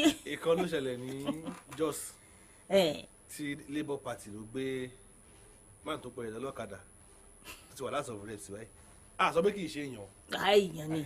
but àwọn tí ẹni tó gba PhD ó lè jẹ́ pé yẹn wà ní pátì kan tó jẹ́ pé ó nímọ̀ ó mọ ohun tó fẹ́ ṣe ó ti ṣe research ó ti ṣe study pé kí làwọn èèyàn fẹ́. àti ẹ̀ máa ń rí àwọn ẹlòmíì tó yẹ pé wọ́n kàn fẹ́ díje kí wọ́n lè gbókò àwọn ni wọ́n ti wora wọn tán pé torí àwọn ò ní lákọọ́lẹ̀ nǹkan kan tó fẹ́ lọ ṣe wọn ò láfojúsùn kankan wọn ò atẹ́gùn ìjì ìbò ẹni tó wà lókè yóò kàn kó gbogbo wọn wọlé ni. tá a bá béèrè lọ́wọ́ àwọn tó ń díje lọ́wọ́lọ́wọ́ lé ní báyìí kí wọ́n mú manifesto wọn jáde pé ní state constituency mi o iye èèyàn báyìí iye hospital báyìí ló wà ń bẹ̀ health center báyìí ló wà ń bẹ̀ iye school báyìí ló wà ń bẹ̀ iye èèyàn ọmọ báyìí ni ò lọ school iye báyìí làwọn tó jẹ́ opó ń bẹ̀ wọn ò mọ̀ tí wọn ní mọ̀ lórí gbogbo nǹkan yẹn ṣùgbọ́n jáde torí pé wọ́n fẹ́ jáde náà ni. tó ló kó atótónu látàárọ̀ kíní náà ti máa ń farahàn látìgbà tí wọ́n bá ti ń polongo òbò ó rí pé gbọ́n bá ń polongo òbò náà ẹni tí wọ́n fẹ́ fatẹ́gùn rẹ̀ wọlé ni wọ́n tẹnu mọ́ ìbò lágbájá ni o ìbò Tolú ni o èmi Olúwatóyìn Akínyìítáyọ̀ mo sọ pé tẹ́ ẹ bá ti ń dìbò fún Tolú tán ẹ di tèmi náà ẹ di tọ̀dọ̀ tèmi náà ní wọn àpà ó máa ilé ìdáhùn kẹ tó béèrè question yẹn olóṣèlú máa ń jẹ́ pé ẹ lọ wò assembly wo ló dá postal lẹ̀ tó jẹ́ picture tiẹ̀ nìkan ló wà ńbẹ̀. tó jẹ́ pé picture tiẹ̀ nìkan tí ò fi picture governorship candidate ẹ̀ síbẹ̀. ó máa ń rí à. ṣé pé gbogbo nǹkan ló yẹ ká máa fọkàn sí lásìkò òṣèlú. ó yẹ ká máa pay attention sí bó tó ní bá àwọn èèyàn wa wọn kì í àìláfọkàn sí àwọn aráàlú. ní wọ́n fi máa fi síbí bù wọ́n fi búrẹ́dì kó wa lómi ọbẹ̀ lọ. ọdún nísìnyìí election náà ṣe lọ́wọ́ nísìnyìí mo discover kankan nú ẹ̀ pé it's more about personality. èèyàn làwọn tí ń dìbò fún sìn ok ẹ kẹ́ lọ sí Nasarawa SDP ní sẹ́nitọ̀ méjì nínú mẹ́ta Nasarawa. ṣé ká sọ pé ṣe abẹ́ sọ pé SDP popular Nàìjíríà ni mi sọ pé wọ́n ń ṣẹgbẹ́ o kọ́tà bá ka 1 2 3 wọ́n sì ní 1 wọ́n sì 2 wọ́n sì 3. wọ́n fẹ́ẹ̀ sí níbi ìkarùn gan. SDP dẹ̀ win sẹ́nitọ̀ méjì ní Nasarawa ẹ̀ẹ́dẹ́ka wò. a jẹ́ pé èèyàn tó díje làwọn èèyàn ni wọ́n wò wọ́n wo ẹgbẹ́. lélẹ̀ tó túmọ̀ sí pé a ti ń gbọ́n bọ̀ náà nù. ó dàbí ẹni pé a ti ń gbọ́n bọ̀ díẹ̀díẹ̀ ṣùgbọ́n kọ́lọ̀ wa jẹ́ ká lè maintain ọgbọ́n yẹn bá ṣe ń ba lọ yìí tó bá dé tó nísìnyìí ká sòótọ́ ká má fọ̀rọ̀ sábẹ́ àwọn sọ àwọn èèyàn ò wo ẹgbẹ́ mọ́ tó bá jẹ́ orúkọ àwọn ẹgbẹ́ tó jẹ́ ẹgbẹ́ ńlá méjèèjì tó wà yẹn méjèèjì tó jẹ́ top 2 lọ́wọ́lọ́wọ́ sí yìí. wọ́n dá jẹ́ àrùn yàbàrá díẹ̀ kí n bí ọ́ ní ìbéèrè ìtòlú wọ́n fẹ́ ní í ṣe pẹ̀lú ìtẹ̀ bá ń pè ní gender. A ti dìbò kan sẹ́yìn ìbò tààrẹ àti sílé ìgbìmọ̀ asòfin méjèèjì tí ń bẹ l'Àbújá. Àwọn àti gbọ́ àwọn tó wọlé ẹgbẹ́ ti wọlé àwọn èèyàn ti wọlé. ṣó o rí i pé nínú ìrìn àjò bó o lo ṣe rí ìdá mélòó lo rò pé ó kàn kó sáwọn obìnrin bẹ̀? bí 1%. bí 1% ni because obìnrin tí mo rántí tó wọlé ní Senate mo rántí Kingibe ní FCT ìyẹn nìkan ni mo fẹ́ rántí bóyá obìnrin méjì àbí mẹ́ta. ó dájẹ́ bí ọ́ níbẹ̀rẹ̀ kí ló rò pé ọmọ ń fà torí akókó rọ̀pọ̀lọpọ̀ àwọn obìnrin náà ti ń jáde kí ló rò pé ọmọ ń fà. obìnrin ti ń jáde díẹ̀díẹ̀. àti ń bọ́ ọ̀tà díẹ̀díẹ̀ báyìí. but ó dàbí ẹni wípé ẹgbẹ́ tó bá wà ó máa ń kọ́kọ́ ní. ó ní í ṣe. bóyá tí ètò kíni electoral law wa ní ìmọ̀ ní Yorùbá. òfin tó gbé ètò ìdìbò dúró bóyá tó bá pa ní dandan wípé kí INEC o ká tó lè gba gbogbo fọ́ọ̀mù yín wọlé wípé candidate yín rè o ẹ gbọ́dọ̀ ní iye ìdá obìnrin báyìí lóbìnrin ìyẹn tún lè help wa tẹ́pẹ́ wọ́n máa ṣe sínú òfin yẹn láti National Assembly wọ́n máa amend the Electoral Act yẹn wípé ok o ẹ fẹ́ tá a bá ti ṣe gbogbo primaries wa tán wọ́n á kó lọ sí INEC but nínú nǹkan tẹ́ ń kó bọ̀ o ẹ gbọ́dọ̀ ní 40% tó jẹ́ obìnrin kí ọkùnrin mú 60 tàbí ẹ ṣe ní 50-50 ṣùgbọ́n tí ò bá wá tó 50 o kò gbọ́dọ̀ lesser than 30%. obìnrin tí ó gbọ́dọ̀ wà nínú candidate ìlú kọ̀ọ̀kan state kọ̀ọ̀kan ó gbọ́dọ̀ jẹ́ at least 30% ìyẹn tún lè help àwọn obìnrin. so obìnrin tó bá wá jáde kò bá wá jáde ní ẹgbẹ́ ehe tọ́lẹ́ pé eventually tsunami ẹgbẹ́ ehe ló lọ favour wọn wọlé nìyẹn ibi tá ti lè rí gender balance àbí balancing yẹn a lè rí níbi ìyẹn níbi ọ̀nà pé wọ́n yànyàn sípò ní o elected office wà appointed wà elected ni pé ìwọ tó jáde ìdìbò appointed àbá appointive position ni tí a yàn sípò tí wọ́n yàn so níbi tí elected yẹn tá bá lè ṣe bẹ́ẹ̀ yẹn ó lè help àwọn obìnrin tó yẹ pé wọn kò sí ní choice as a party you have to field 50% ó wá kéré tán 30% kọ́ tó bá ti ṣe lófin.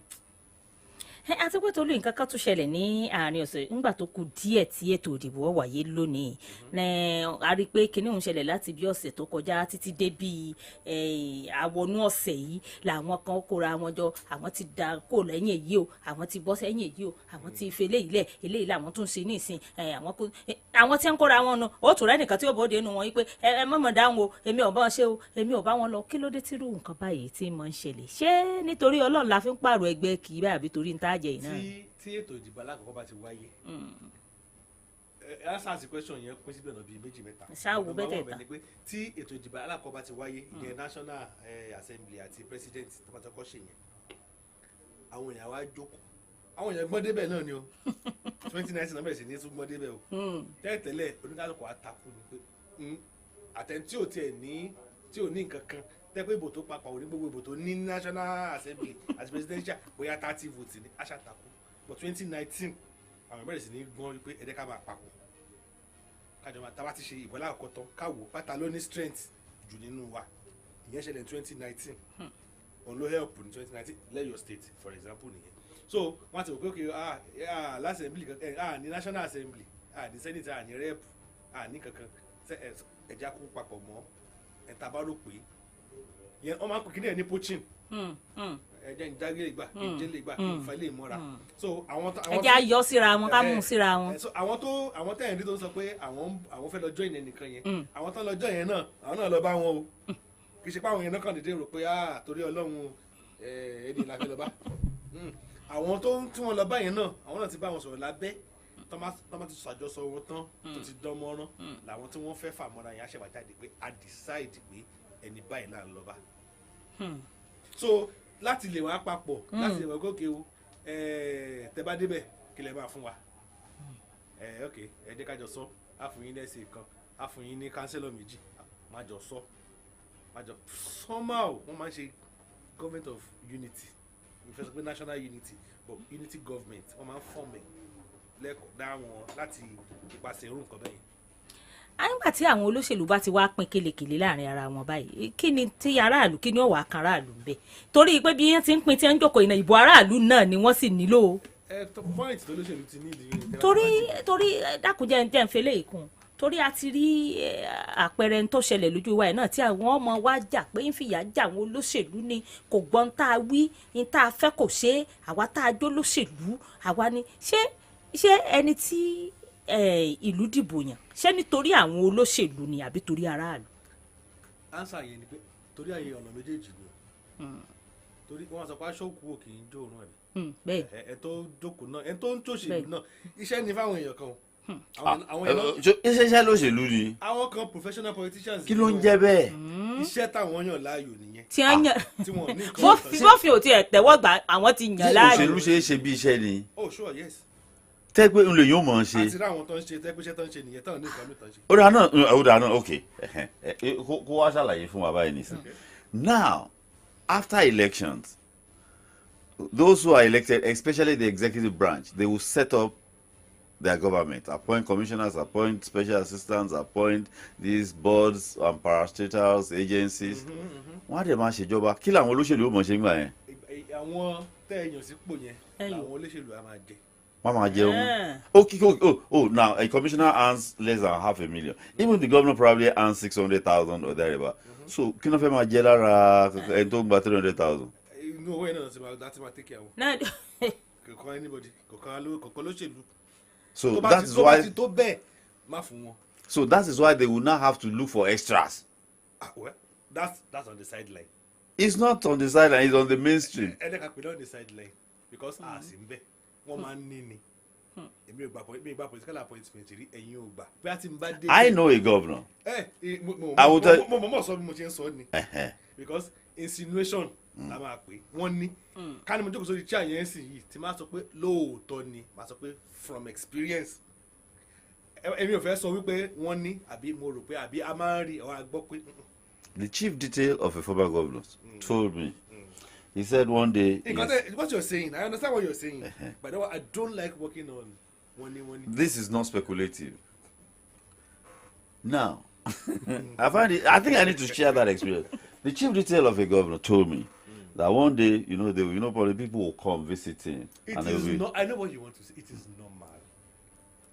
You don't have a choice. You have to take care of their interest because you're still coming back. But isn't that where the problem lies? Yeah, the problem will always be there. Okay, there's this saying in politics. Ajede ije kan mo na.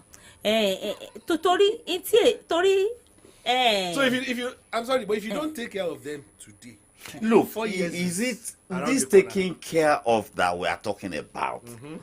That's their profession. That's what they do. That's why I said we have professional politicians and then we have professionals in politics. You hear people who they want contract and they are not contractors. Oh, well. Because they feel entitled because they are politicians. Oh, sure, yes. Why should they contract? They labored. Oh, there are processes to this thing before you even become an House of Assembly state honorable. There's the World Congress, there's the primaries, there's the campaign, there's the election. I want your long period. So are we saying that when Tomatishiton, then you now dump them? It's not about dumping. Then what are we saying? It's about, look, okay, why did you want to put the guy in office? I mean, why are you supporting a particular aspirant? To be honest with you, for selfish interests. Then there's something wrong with the way we think. No, I'm not saying politics now. With the polity. I was telling somebody, I said, for this office, this is the person I will ordinarily I've voted for. desire to put in office. And I said, because of my personal reasons. Say, but in the collective interest, another candidate, another person is the person that I think should occupy that office. You did that because you are not. If you are, let's assume you are in politics. What you just did now, you did it because you are not a professional politician. You are a professional in politics. That's what will make you think like that.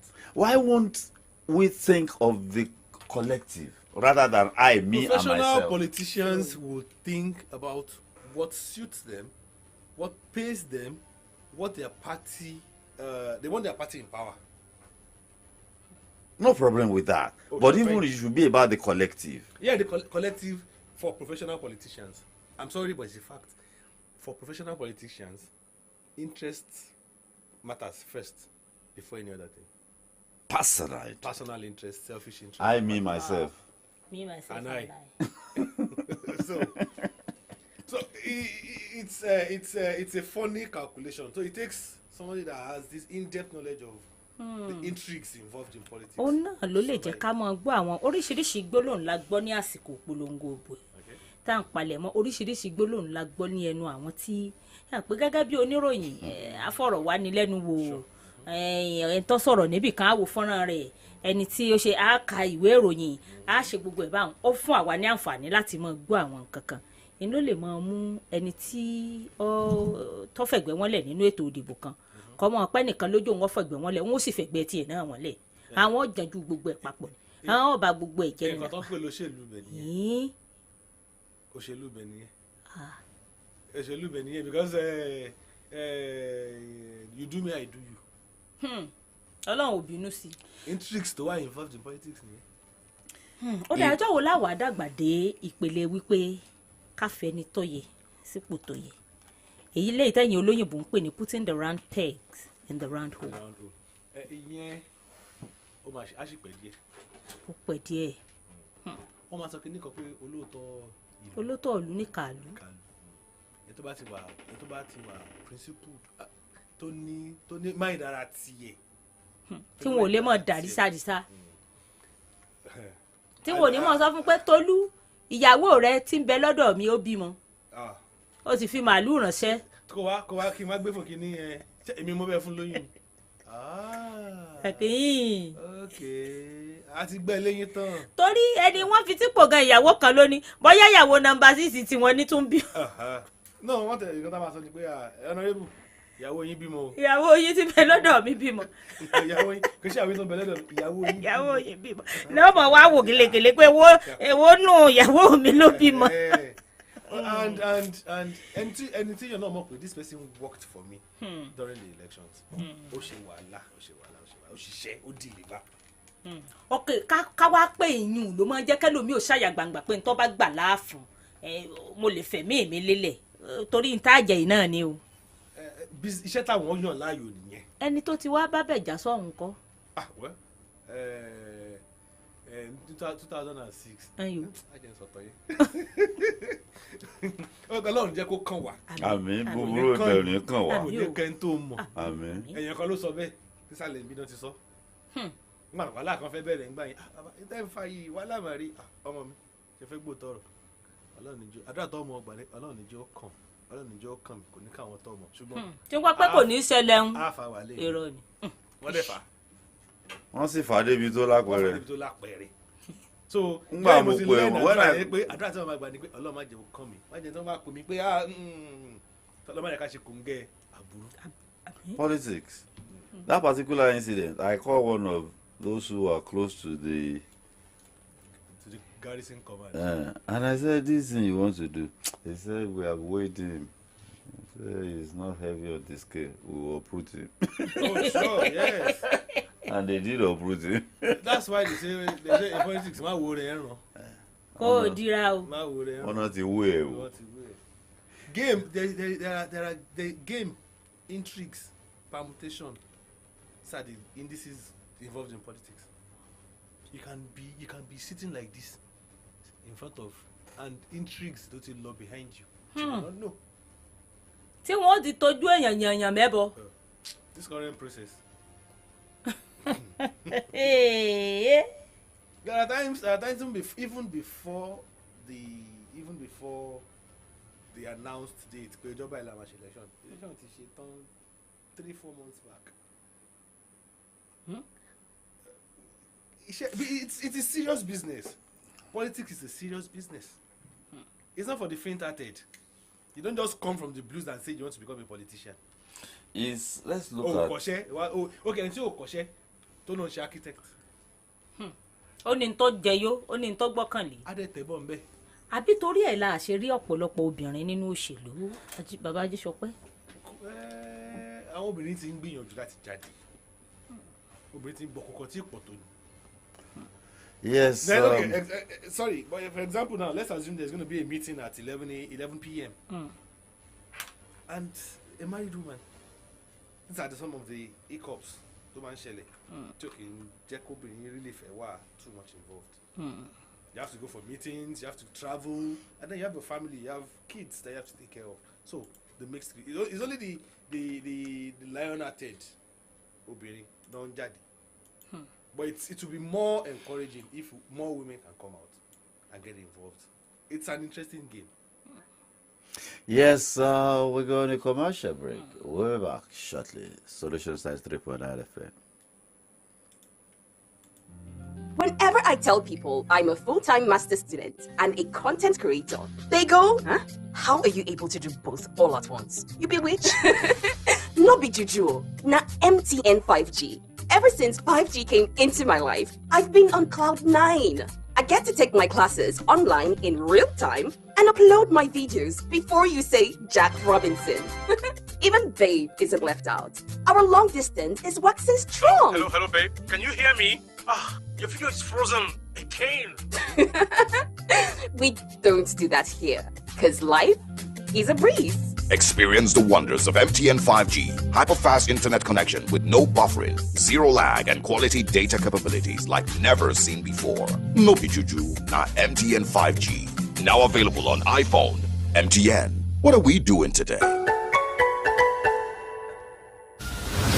My grace is sufficient for you, for my power is made perfect in your weakness. Christ Apostolic Church, Covenant of Mercy, Mercy Camp presents 72 Hours with God. Theme, Grace. Guest artist, Big Bolaji, Evangelist Yinka Alashiori, Elijah Olorun Sobe, Evangelist Dari Melody, Bridget Adenubi Esther, Atinuke Adefisoy Rimajem, Benga Denuga, Chikoze, and our very host, God's anointed prophet of our time, Prophet Taiwo Ojo, and other ministers of God. 72 Hours with God will be happening live at CAC Mercy Camp, Kilometer 18, Ibadan Ife Expressway, Oshengere, Ikibe Road, Ibadan, from Friday the 24th to Monday the 27th of March 2023, 9 a.m. to 12 p.m., 3 to 5 p.m., Vigil 12 a.m. to 5 a.m. For more information, please call 0805-027-5779 or 0813-726-6076. 72 Hours with God.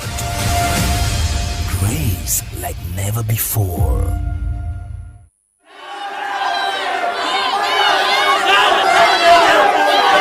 Election no be war. Vote no fight. This message is powered by Solutions 93.9 FM Ibadan.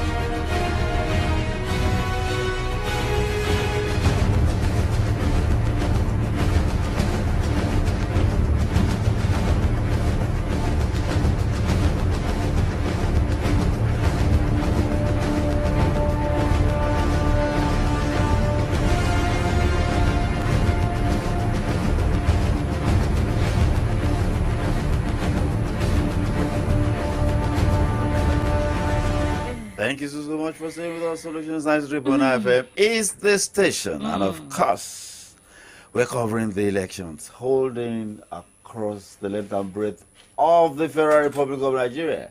Gubernatorial elections in 28 states, state assembly elections across the land, 36 states.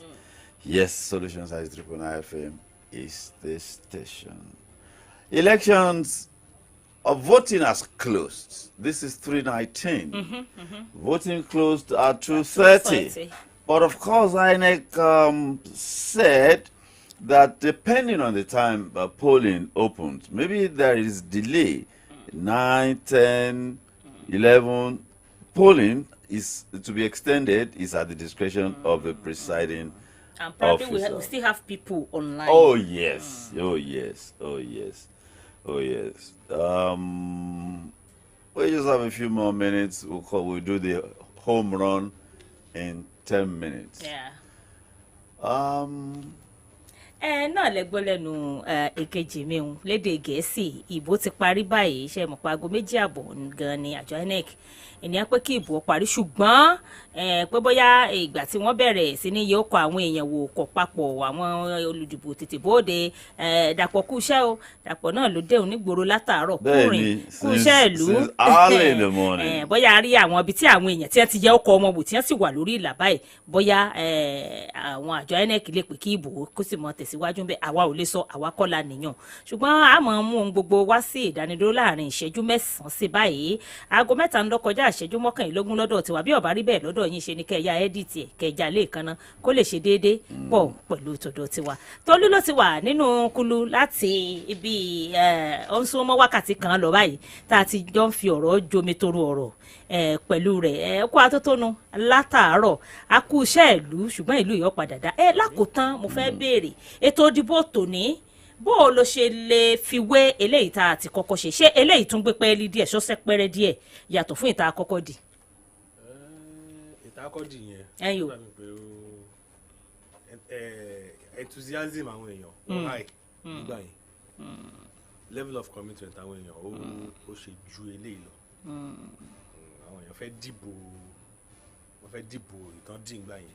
bẹ́ẹ̀ ilé la sì ti kẹsàn-án ròde àbúrò rò bẹ́ẹ̀. àwọn èèyàn wa ò tí ì mọ̀ àwọn èèyàn ò tí ì mọ̀ then I think àwọn èèyàn ò kàn wọ́n kàn gbogbo tó bá wù yín kẹ́ ṣe. Now that the elections, the voting election has not been concluded, voting has been concluded. There will be counting, there will be collation. Why should the people across the land, or your state, Lagos, when should we expect announcements? Well, results will start trickling in. People would at least take pictures of the results from their various polling units. They will post it online, but that's not the official result. But with that, people will begin to have ideas of, okay, Boni office, Boni we're ojasi. doing well, we're not doing well. Then all these political parties as well, they have their own situation room, their own back end, where they get snippets of results from their agents. So through that, they will have an idea, okay, I think it's going this way, But latest by tomorrow morning, they will start announcing results, and then people will begin to know that, okay, this is the bus stop at Badebi Komba-Iyo. Let's start preparing for 2027. So that's it. What are the lessons that will be the takeaway lessons for this election compared to previous elections that were held in Nigeria, and what? For the politicians, Afojudi, taking people for granted. People like that one has come to an end. With this election, at least we are 50%. Let me say 50% to be modest, because the perception of that one no dey there again. It's at least for now. You don't pass. I'm not saying 100%, but for now, I know that for a discerning mind, you would know that our people is in Gbon. So then the politicians will now start devising new means, new strategies. So o sì mọ̀ pé ní tó wulẹ̀ gọ̀ tẹ́lẹ̀ ń tọ́gbọ́n náà ni ó padà kọ. So for people to look at the tsunami, the let me say the results that sprang up in Lagos, in Abuja, and Nasarawa. Àwọn àbájáde ìsìdìbò tó jẹ́ bí òjijì. That's why I said earlier that person làwọn èèyàn dìbò fún sí èèyàn, not political party. Who are you? Dynamics may change before the next election. We never can But tell. as at But this as we election, speak, no. The lesson I am taking away from this election is do not take people for granted. One, Payday is coming. it's coming. Youth.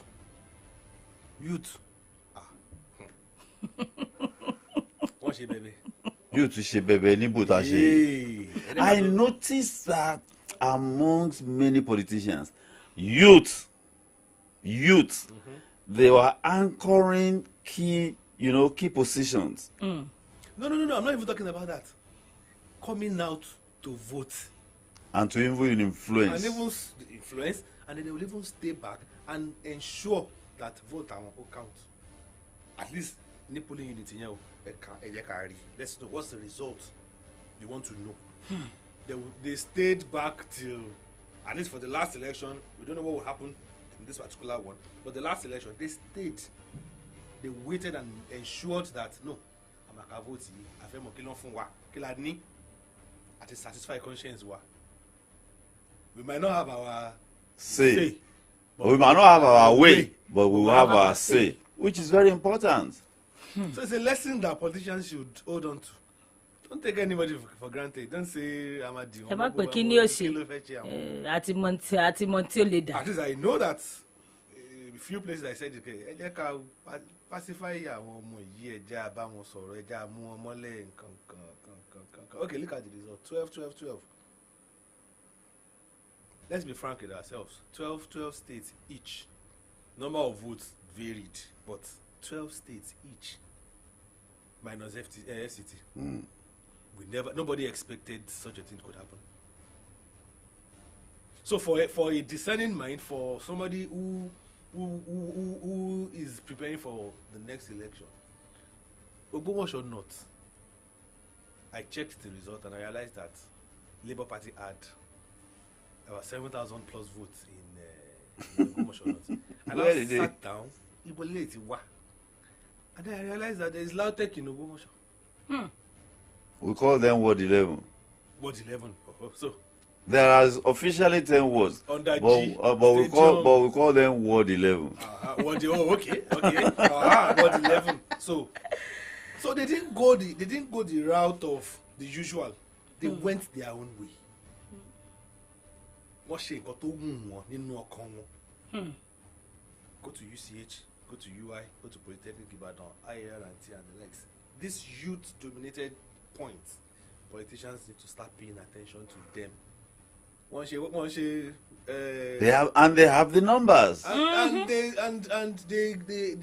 coordinated themselves, they mobilized themselves, they collected their PVCs.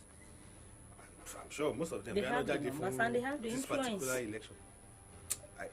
Oyo State cannot be an exception. Oyo will be an exception. Yes.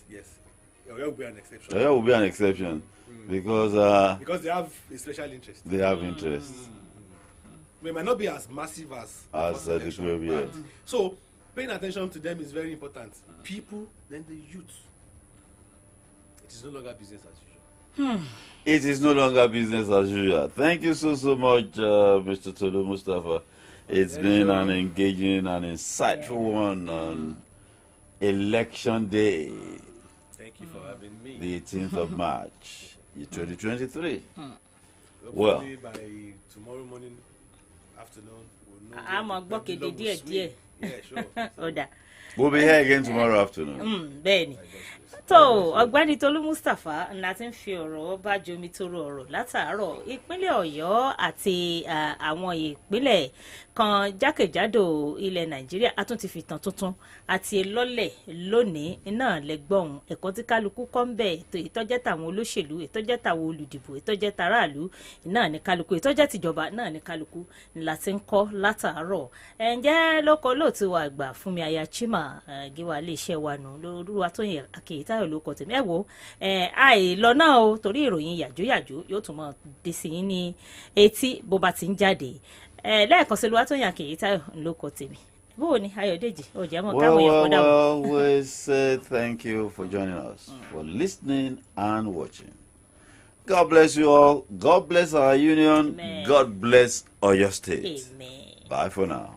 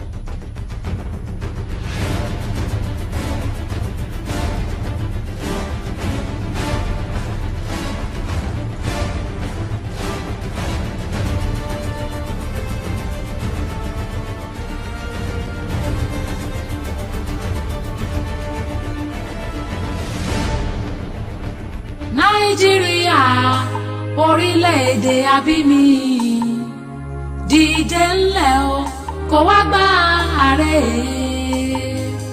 Nàìjíríà o orílẹ̀-èdè abími.